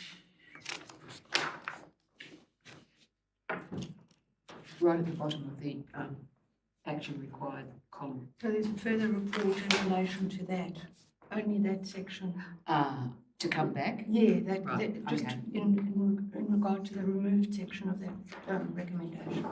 Okay, thank you. There's a report to come back on just that. So just a clarification, also thought that had some the special committees reports coming back as well. So is it really best to say it's complete when it actually hasn't been? It'll drop off if we leave it complete for too long. Going to the next workshop. Personally, straight it's to the a next presentation at a workshop. It's the next workshop. Yeah. Councillor Lambert's next. Um, Oh, sorry, you haven't finished, sorry. beg your pardon, beg your pardon. The comment is that on page 36, 7.3.1, there was discussion at the previous workshop that people were a little bit upset about the reduction in the speed limit at the top end of town. Bob Pitt asked me to say to the council that he doesn't know what we're bothering about, because when he was a boy, and actually when I was a girl, there was a 30 mile per hour speed limit sign at the Cressy end of the cemetery. So that very low speed limit has been there since the beginning of time. It wasn't when horses and drays were about, it was when there were motor vehicles. Keep going, And Councillor one Andrews. more question. Where are we? 4.1 on page 42. Do we the Main Street beautification at Campbelltown? Do we know when there might be a plan that we can show the local district committee? We've been promising them that for a while. This is the Main Street program. Yeah, Main Street, street yes. upgrade. We're almost to DA stage for that, so that will be provided very shortly. It's in Perth. No, Campbelltown. That's all. Councillor Lambert. Oh, thank you, Mayor. I just wanted to comment on 8.18 Longford Public Shower Facility. It's great to see that that's up and running now. And there's a bit of an explanation here about it being a 24-hour facility at the Memorial Hall for the 4-minute shower, $2 coins. But most importantly, the fact that there is an option for some free access via a token, which can be collected from Helping Hands and Riverlands for people who are in financial stress, homeless, couch surfing, or need that assistance. So, and the fact that you're getting some posters and some Facebook posts up and some things like that, I hope we're able to put some of those posters in some of our prominent businesses throughout our towns as well, not just Longford, but other towns as well, because people might be able to find a way, because I know this is the trial, to get to that facility if needed. So I think congratulations, we've got that up and going. It's a really good, positive thing for our community. There's certainly been some responsible usage of it. Yeah, that's good to hear. Yeah. Councillor Goss. You had your hand up before. I was going to ask a question about the speed limit, but it's not really in there, so I want to ask a question. Councillor Adams. I just wanted to reinforce the shower, the free shower. I think it's going very well, and look forward to a report in a year or so. But I think it's something that we should be very proud of as a community. Is that right? Yeah. Councillor Terrett. The Canara Park on page 33, the Canara Park proposal, it goes back to the executive assistant for writing transfer documents from our friends at State Growth. Have we heard anything in relation to that? No, it's back in their court, so we're just waiting for them to go through their process. That you might remember there was the Canara Park and there was the land at the back of Old Bridge Road, but we haven't heard about both of those at this stage. This one's Campbelltown swimming pool, that interest in formulation of that swimming pool. I'm just wondering if that could be raised officially with the Campbelltown District Committee, whether that is still a valid action that they want from the district committees. It did get raised at the last one, but I think seeking direction from the district committee whether they still want a public meeting to reform that. I think because it's changed over since that time, that council needs to get some input from that. Okay. Just the Campbelltown District Committee wanted to try to reform the swimming pool committee, but it's still outstanding and there maybe hasn't the same impetus as previously. The sticky beaks, our friends down at sticky beaks, they, I believe we have their advice now from State Growth, and is it like, when is it likely that we're going to get the report back to council on that? It's actually gone back to, we've made comment on their report, it's gone back to State Growth and they were waiting, but it's only been gone back in the last week. And the other one is in relation to Lots of promotional signs from November last year. The last, we're still awaiting the report from September. Is it likely that that will proceed shortly? Mistake road. Promotion signs, do you mean the sign on the roundabout? On page 34, on that one. Yeah, we haven't heard back, we'll need to follow that up. We set a plan off because they want frangible posts now, so that means if someone runs into it, all falls to bits. I did see a report come back, design has been completed and sent to them. How much extra is that? It flows on to my next Keep question. going, keep going. Next question is the pedestrian crossing in Wellington Street. Again, back from May, we're still waiting. We haven't heard anything back in relation to the crossing. No. Wait a minute. Crossings anymore. Do you have any more questions? No. Okay, councillor Goss is next. I can ask about the swimming pool, but it was answered, so. Already asked. Right, councillor Andrews. I'm just going to suggest to Councillor Terrick, we do have a new infrastructure minister. Maybe it's time to remind him about his department's shortcomings again. Yes, he is one of our local MPs now. He's been very active in contacting most mayors to find out what's needed in each municipality, so he's All doing jokes ground aside, running. maybe we should. The Milldam gate's open, isn't it? Milldam's open, yes.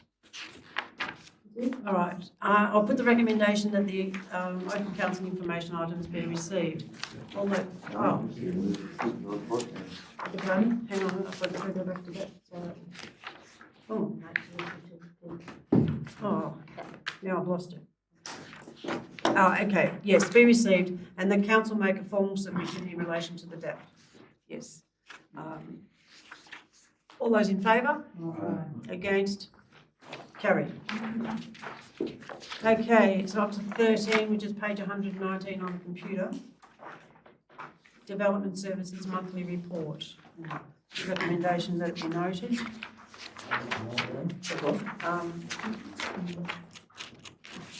I'll move. 119 in the hard copy.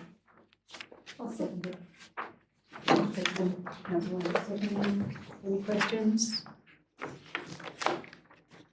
No, I'll put the recommendation, you got it? Oh, councillor Adams moved and councillor Lambert seconded.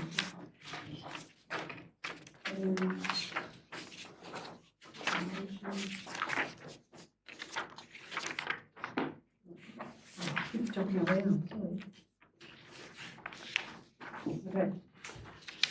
Any questions from anyone? I'll put the recommendation. All those in favour? Aye. Against? Carried. Okay. 14.2 is the council calendar, 2025 schedule of council meetings and workshop days. Sorry, my computer's jumping around all over the place. Yes. About managing people. Yes. A governance report, yes. A new policy, people management. The recommendation is that the council endorse the people management policy. So I'm going to move it and a second it, please. I'll move. Councillor Adams is moving I'll second. and councillor Andrews is seconding. Councillor Adams, do you wish to say anything? Only that I think we're trying to pull this into shape, and that maybe there's a recommendation coming about this. So we're putting it together. It's been covered, I think, in many other policy positions. So it's basically an overarching management policy for the HR, and it will now mean that all our HR policies has got to adhere to these principles. Oh, right, so it'll sort of all roll into one, is what you're saying? No, not roll into one, it just means that all our HR policies have to abide by those principles. It's an overarching of all This areas. is an overarching management, which is basically what it says in the Act. Yep. Councillor Andrews, you didn't wish to say anything? No. It's councillor Terrett. I just have a concern in relation to this, the way the policy is actually worded, that it gives authority indirectly through to the general manager to make HR policies and not the council. And council has a very clear function under their Act, under section 28, to that the policies are to be set, HR policies are to be set by the council with the general manager operating the procedure. The way that this reads is that, and it says, and I'll directly under the introduction, the general manager is required to adopt in any people management policy. Now, that's in the Act, that's not his role, it's the council's. Whereas the council is setting it now, though. Yes, but not for every individual policy. This will actually delegate to him that every HR policy can now be put through the general manager rather than the council. But he must abide by those principles which are set out in the Act. But it is the council, under the functions of the councillor, to ensure that the HR policies are adopted by council, and therefore the council itself should be, and under section 63, 2, it says that the council to adopt human resources policies. It's further emphasised under section 28, 2, 3, the councillors of a council collectively have the following functions, including the fair and equitable treatment of employees of the council. So it is our responsibility to take that up, that the employees are treated equitably. Now, if we abrogate that across to the general manager, that could be a problem should policies not be updated. And we've already seen the policies and the number of policies that have not been updated in the HR area is of significance, and I'm not going to go into those in great depth, but we have to ensure that if there are changes to the policies relating to anti-discrimination, for example, or work health and safety, or that they reflect directly onto the council. As a consequence, I will be voting against this, not on the principle of people should be treated fairly and equitably, but I do not believe that we should be delegating our responsibility to the general manager in this circumstance. Can I just make it clear that every update of policies come to council anyway, don't they? Council When they're policies, updated, yes. yeah, but not so much the HR policies. Okay, but we employ the general manager to do the operational roles. Councillor Andrews. Just 2 points. Do we get over Councillor Terrett's concerns by just adding a couple of words, like on the advice of council, to where it's appropriate? That would be very, very good, I think. And the second point would be that my understanding is that we employ the general manager, and the general manager takes care of the staff. So, yes, you'd probably argue that as well.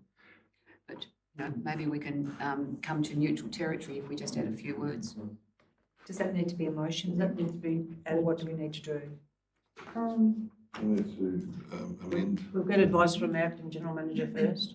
Well, we're actually just looking at this one policy at this stage, and I'd have to take advice whether it has to be for every policy that comes back to council. So at this moment, we're recommending that council endorse the people management policy, not how they're set up. I do know that other councils, I know the Burnie City Council has a similar policy, and then all the HR policies are guidelines or procedures. The only other council that provides a copy of all their HR policies is Breakaday Council. But no other council provide them as council policies, they are all HR policies. Will I move this? Will I close? Councillor Adams, yes. Everyone fine?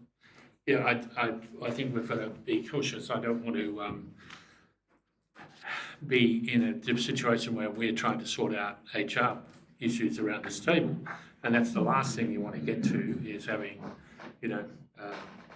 we have experience, I have experience in, say, school committees trying to run, the groundsman or the cleaners or someone else. It's not, there's got to be a structure that actually do it. And the general manager is the person that has the control of the staff and the workforce. And I guess if he has problems, he brings those policies back to us. But let's endorse this, and then we'll take some advice. Okay, I'm going to put the recommendation. All those in favour? Aye. Against? Councillor Terry is against, the motion is carried. Okay, now it's the council calendar, 2025 schedule of council meetings and workshop dates, and there's a recommendation there with all the dates proposed. And do we have to pick at the moment these dates? Yes, here? just that, the annual bus tour. Bus tour. And the council Christmas function, you've got an or option there. So does anybody have any particular preferences for any of the dates that are in there? You better move it today. Oh, we need a mover and a seconder, yes, absolutely. So Move. councillor Adams and councillor McCullough. What do you want, 26th of March for the bus tour? 26th of March, and pick the When's middle Easter? one. When's Easter fall? Oh, hang on, it's in my little An diary. Easter egg on the bus, mate. Correct.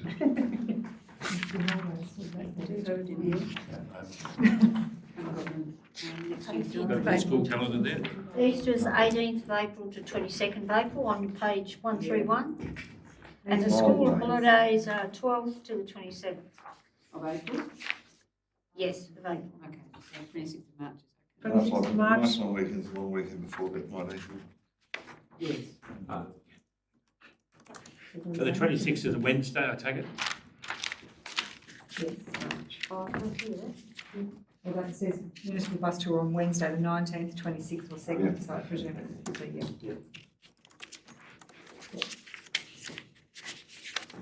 It's a Wednesday. Yep, so 26th?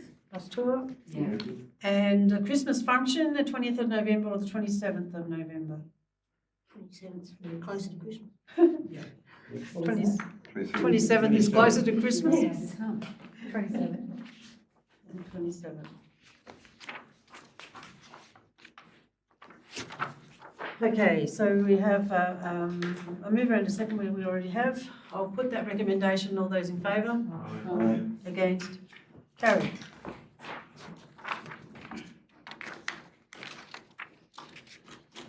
Fourteen point three is the annual general meeting, and the recommendation is that the Northern Midlands Council holds its 2024 annual general meeting at the Longford Council offices at 5 p.m. on Monday, the 9th of December. I'll Councillor move that. Lambert, Councillor Lambert, Councillor Adams, you'll be seconding now. Any discussion? Councillor Terry. I'd just like to raise that given it's an annual general meeting, it would be best to move it around. I'll raise this every year that we need to have some ability for residents, particularly in the southern part of the council area, to come along to a meeting. And the annual general meeting is an ideal one. So in either Ross or Campbelltown would be an ideal situation. We have a very good facility at Campbelltown at the recreation grounds. Let's use it for something like this. Councillor Andrews. The only problem with that is that the AGM usually immediately precedes a general meeting, doesn't it? So it would mean that we'd have to take the AGM and the general meeting. We could do, Elsewhere. put the AGM on a different day. There's nothing compelling us to have it before the council meeting. We could actually do it on the Tuesday or Wednesday or the previous Monday, do a workshop. We've just moved all the dates, you should have put it in the last recommendation. I've been talking about December. For next year, I mean, yes, for next year. That's for this year, isn't it? This is this year. Yes, we can't move that. We did intend to bring it a little bit earlier, but given the staff absences, we think that we're probably best just to leave it till to the last council meeting. I reckon I can do it next year. You can move a motion for Yeah, next year. bring it early. Now, somebody on this side had their hand up, but I can't remember who, sorry. Sorry? No, I thought someone there put their hand up, but I didn't write it down straight away. All right, so everyone's happy if I put the recommendation? All those in favour? Against? Carried. 14.4, the Northern Midlands Multipurpose Sports and Recreational Complex Funding Application. We have a recommendation that we received the information provided on the Australian Government's Growing Regions Program Round 2, received the project business case submitted with the application made to Growing Regions Program Round 2, and endorse or not endorse the recommendation that Council include $1,420,259 towards the project in the 24-25 annual budget mid-year review, and should this funding application be successful, and reimburse the funding allocation over 2 budget periods from Capital Works Program recreation projects. Councillor Goss, you're moving the recommendation? We don't endorse this recommendation. But we don't endorse it. Don't endorse it, yep. I'll second that. Second. And councillor Terrence don't endorse. Councillor Goss, do you wish to speak to it? Yeah, I'm just that, we sort of in, I don't know, it's a bit hard to say anything. If it was in closed council, we'd probably say a bit more, but it's very hard to say anything about it because there's things which are contractual in discussions and it's not the right place to talk about it over here. But I've got concerns about increasing something where we haven't been getting a fantastic return on in the last years. And I think we need to get some more questions answered about this before we endorse any kind of stuff. We've still got, it's just all up in the air. It's all questionable, and I don't think we should endorse it at this stage until we get, if we ever get getting a return back on our investment there, and that's what I'm waiting to see when we get a return back. Ms. Bricknell. Obviously this project, I haven't been involved in this project, but obviously I can see the improvement to health and wellbeing. There's been requests for an additional or a larger basketball court. So this basically extends it to be the double size, so you can have a large basketball court in the middle where you can have spectators. There's also been a call for additional netball courts, so this project would help that as well. And generally help the health and wellbeing of the residents in Northern Midlands, not just the contractors that operate the centre. Councillor Terry, do you wish to speak? Yes, I do actually.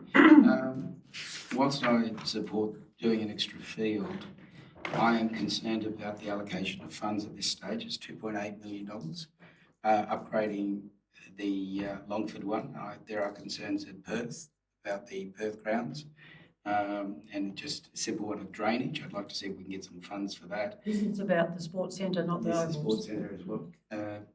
The reallocation, including in a mid-year budget review, popping out just as a consequence of that, is of concern. We should really be looking at that as part of that mid-year budget. My question always comes up is, where does the $1.4 million come from? What projects are we not doing now as a consequence of spending this money? And until the sports centre is actually resolved, all the outstanding issues, I had some concerns in regards to this. Councillor McCullough. Yeah, do we have to allocate to a specific project? Do we have to allocate to a specific project, or we just that's the project chosen? Yes, that's the project chosen for the application. Right. Okay. So it's doubling the basketball courts, so 2 basketball courts or 3 netball courts. Council, people that put this, are they looking at? Would they be interested in looking at other projects other than the recreation? Well, we've actually put this one in. It's just a matter of whether, but it's subject to council endorsing funding.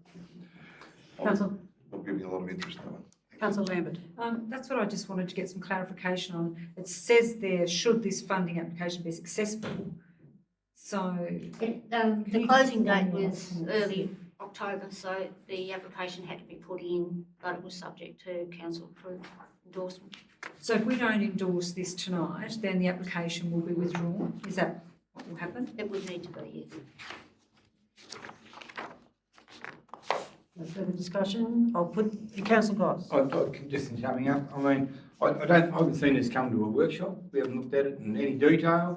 Yeah, I mean, there's a lot of questions to ask about this, and we need to see some of that stuff, and that's probably why I can't support it, because there's a lot of money, it's a big commitment, and we've got some reports in here, but we haven't had any discussion about it. We haven't gone around and looked about what we're going to do. I just think we are a lot of things missing. We just need to get some of those ducks lined up before we do these things. You've summed up, but Councillor Adams hasn't had a chance to speak. Yes, I'll thank you, Mayor. I think the issue is that this should come back to a workshop, and we should have a discussion about the centre, we've had some discussions and we're still waiting information, I think, and I think councillors have expressed their concern that we're moving in a direction without having a consolidation. Terrific to have another court and all those things, wonderful, and if we can tap that federal funds, but I think we've got to make sure we've got a solid base here. I'm quite happy to put it on the agenda for the workshop. The general manager certainly had the background information on that in the priority projects, and he's discussed that. So we should have plenty of information, and we can provide that. Amend that motion to. So we withdraw I'm it. happy to withdraw the motion ahead and amend the motion to bring it back to a workshop. Okay, and the seconder, yes. Councillor Terry was, yes. You're happy for it to be withdrawn? So just some clarification then, if it's coming back to a workshop, which I think is good, the application will be withdrawn? No, What happens then? I think we've got a little bit of time, so. Oh, okay, that's all right then. Yep. Yep. That's good. All right. I just need some help in what to put where, please. So basically, the matter be deferred to the next council. So take out everything that I've got there. Yes, take it all out now. For further discussion next council meeting. Workshop, sorry. Yeah.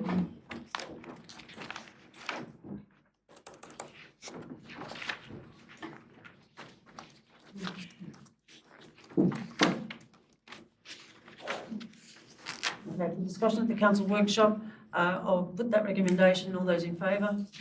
Against? Carried. Yeah, go back to my screen.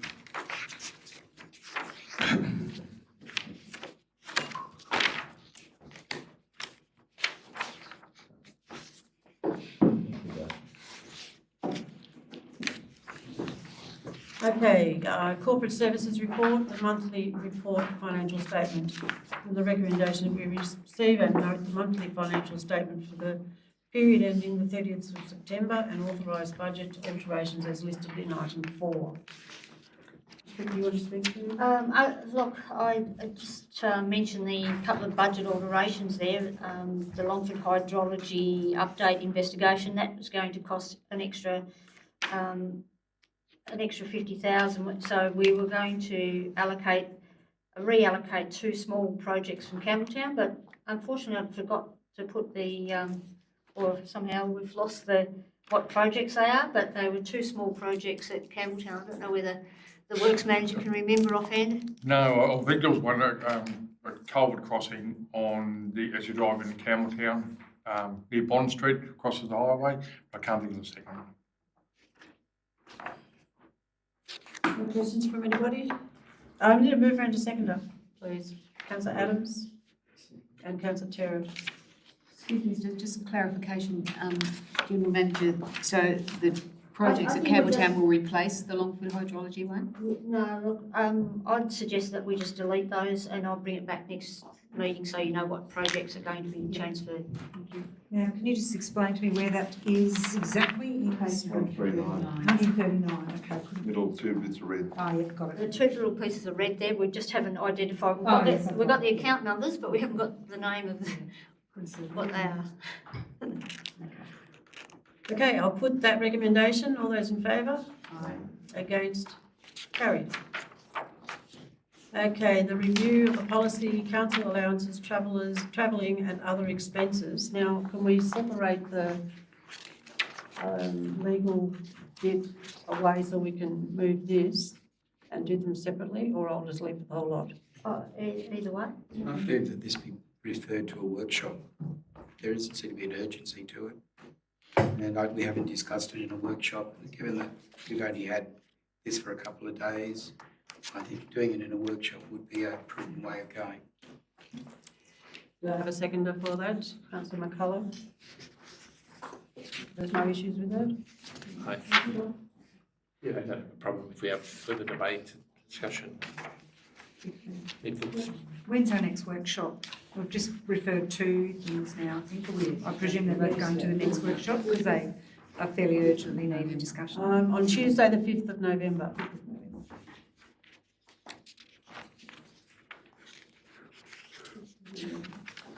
All right. Will we be, I'm just, Yeah, sorry, right. will we be needing to extend our workshop time then, just to accommodate those extra Well, it things? would be or- helpful because we, otherwise we're going to have to defer other items. We're So sort of getting to the end of the year now, we need to tidy a few things up. so maybe if we could go to 8 o'clock, that would be very good.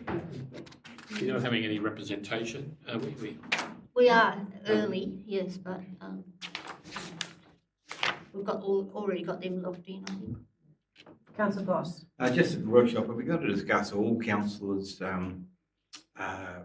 expenses and claims and that type of stuff? Because there was some changes made last year, and I'd like to discuss about some of those things again, bring them back to the table. It's not just this one about travelling, but about other expenses as well. All the councillor allowances and expenses are in the policy. So yes, you can speak to all of those.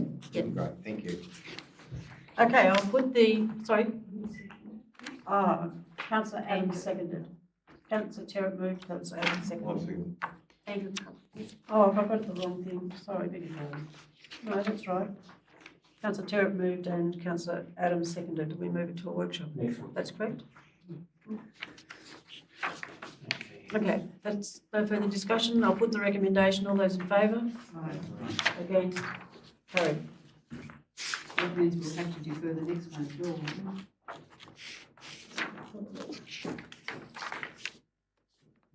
Yes, it's the same policy, only written for employees.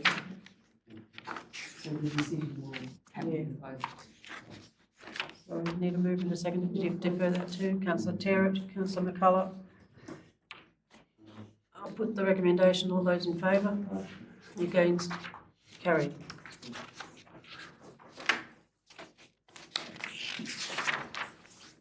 Uh, 15.4, private, the policy review of private works and driveway entrances, and the recommendation is that council endorse the amended private works and driveway entrance policy. Yeah, this resulted from the Tasmanian Audit Office doing a study across Tasmania about private works policies. And although we fared fairly well in that audit, there was the best of practice. They put out a best practice policy. So we've now adopted their policy and just taken out our previous policy. Can I just say, I think. Do you want to move it? I need a mover and a seconder. Yeah, I'll move it. Okay, Councillor Adams, Councillor I Terry. Okay, think my Councillor Adams. understanding of this is that the Works Department likes to, when people do their driveways, we do the over, from the road in. But sometimes people used to make their own and do their own and do it pretty rough and ready. And so therefore, I think council says, well, we'll do that over for you. And for this price, we've got a price that covers our costs, and I think that's how it comes about. It's not that we go out and chase work or anything. So it's good to get continuity. I think continuity on the work. That's right. I think. Did you wish to make comment, Councillor Terrett? No, I think it actually addresses some concerns about competitive neutrality and the need to have that much better now than we had previously. Further discussion? I'll put the recommendation. All those in favour? Aye. Against? Carried. 15.5, assistance for events, round 2. Yes. I think I gave the wrong number earlier on, Oh, okay. if you couldn't. 15.5.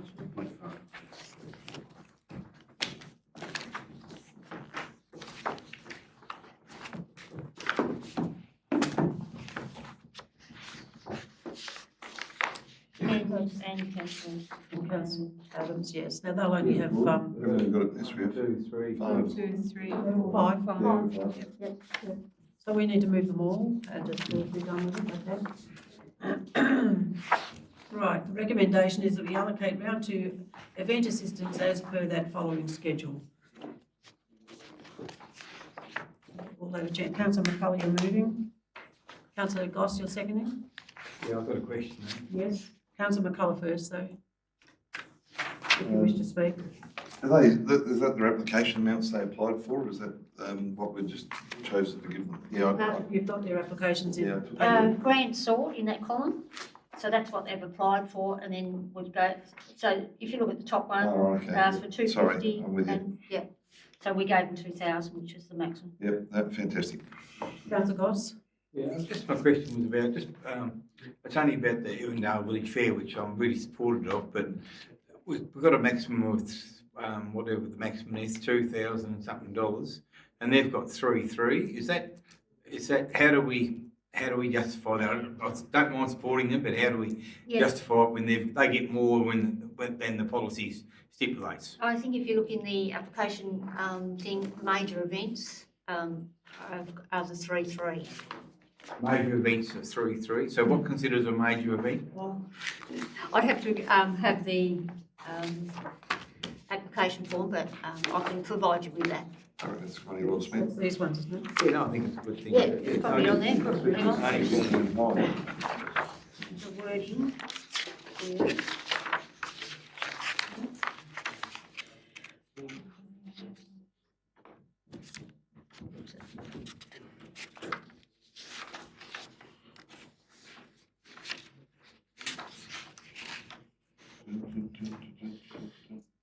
I can't see it there. It's not on that one.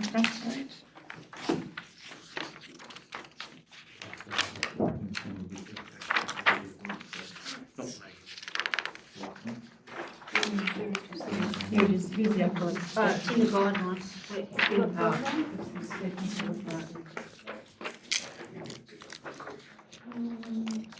We've got here, the maximum allocation in an event is $1,650, except in the case where a major new event which can be eligible for one-off seeding grant up to $3,300. Major events which are held annually are eligible for the $1,650 in-kind support each year. We have gone over it. So we have gone over. And they've asked for 1,650 in kind, in cash and in kind.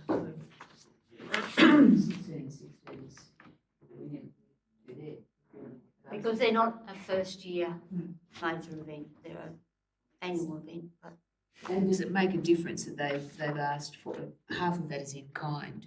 It's not actually cash, so. Well, it makes no difference, but But does that mean that it's okay, is what I'm asking? It's not all cash, it's half of it's in kind.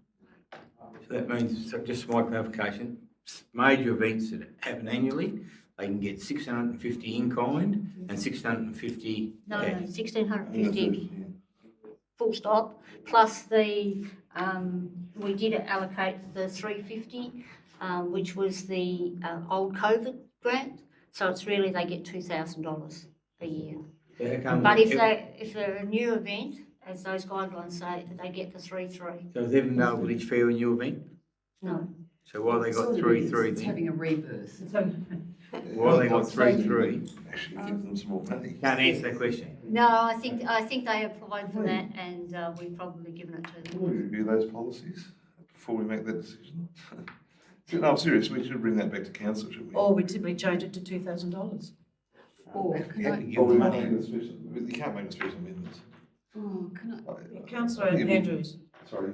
I'd probably say for this time round that we leave it as it is, simply because Evandale Fair just about folded. They were in, so really this is rebirth. You know, it wasn't going to happen this year. No, they're struggling. So One at a time, please. So I would suggest that this time round that we support them in this way, even if it's slightly And different. it is within our budget. The total grants are actually still within, or still short of our 75,000 allocation. Yeah, I'd like to support it because I think it's money well spent. Puts Evandale on the map. And it saves the fair.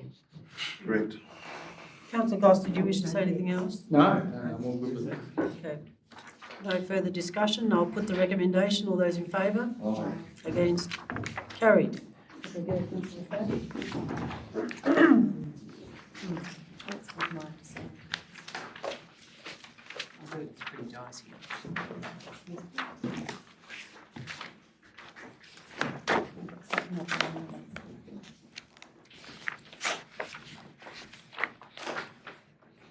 Okay, we're up to works reports. Construction of the traffic guard stand opposite 16 Arthur Street, Evandale. And the recommendation is that council rescind the decision of 20th of November 23, the minute reference 230424, and remove the partially constructed traffic outstand and require the installation of 2 parabolic mirrors in accordance with the engineering advice provided by Glenn Allen on the 18th of October 2024, and that the additional mirror be installed at council's expense. Councillor McCullough, you're moving that.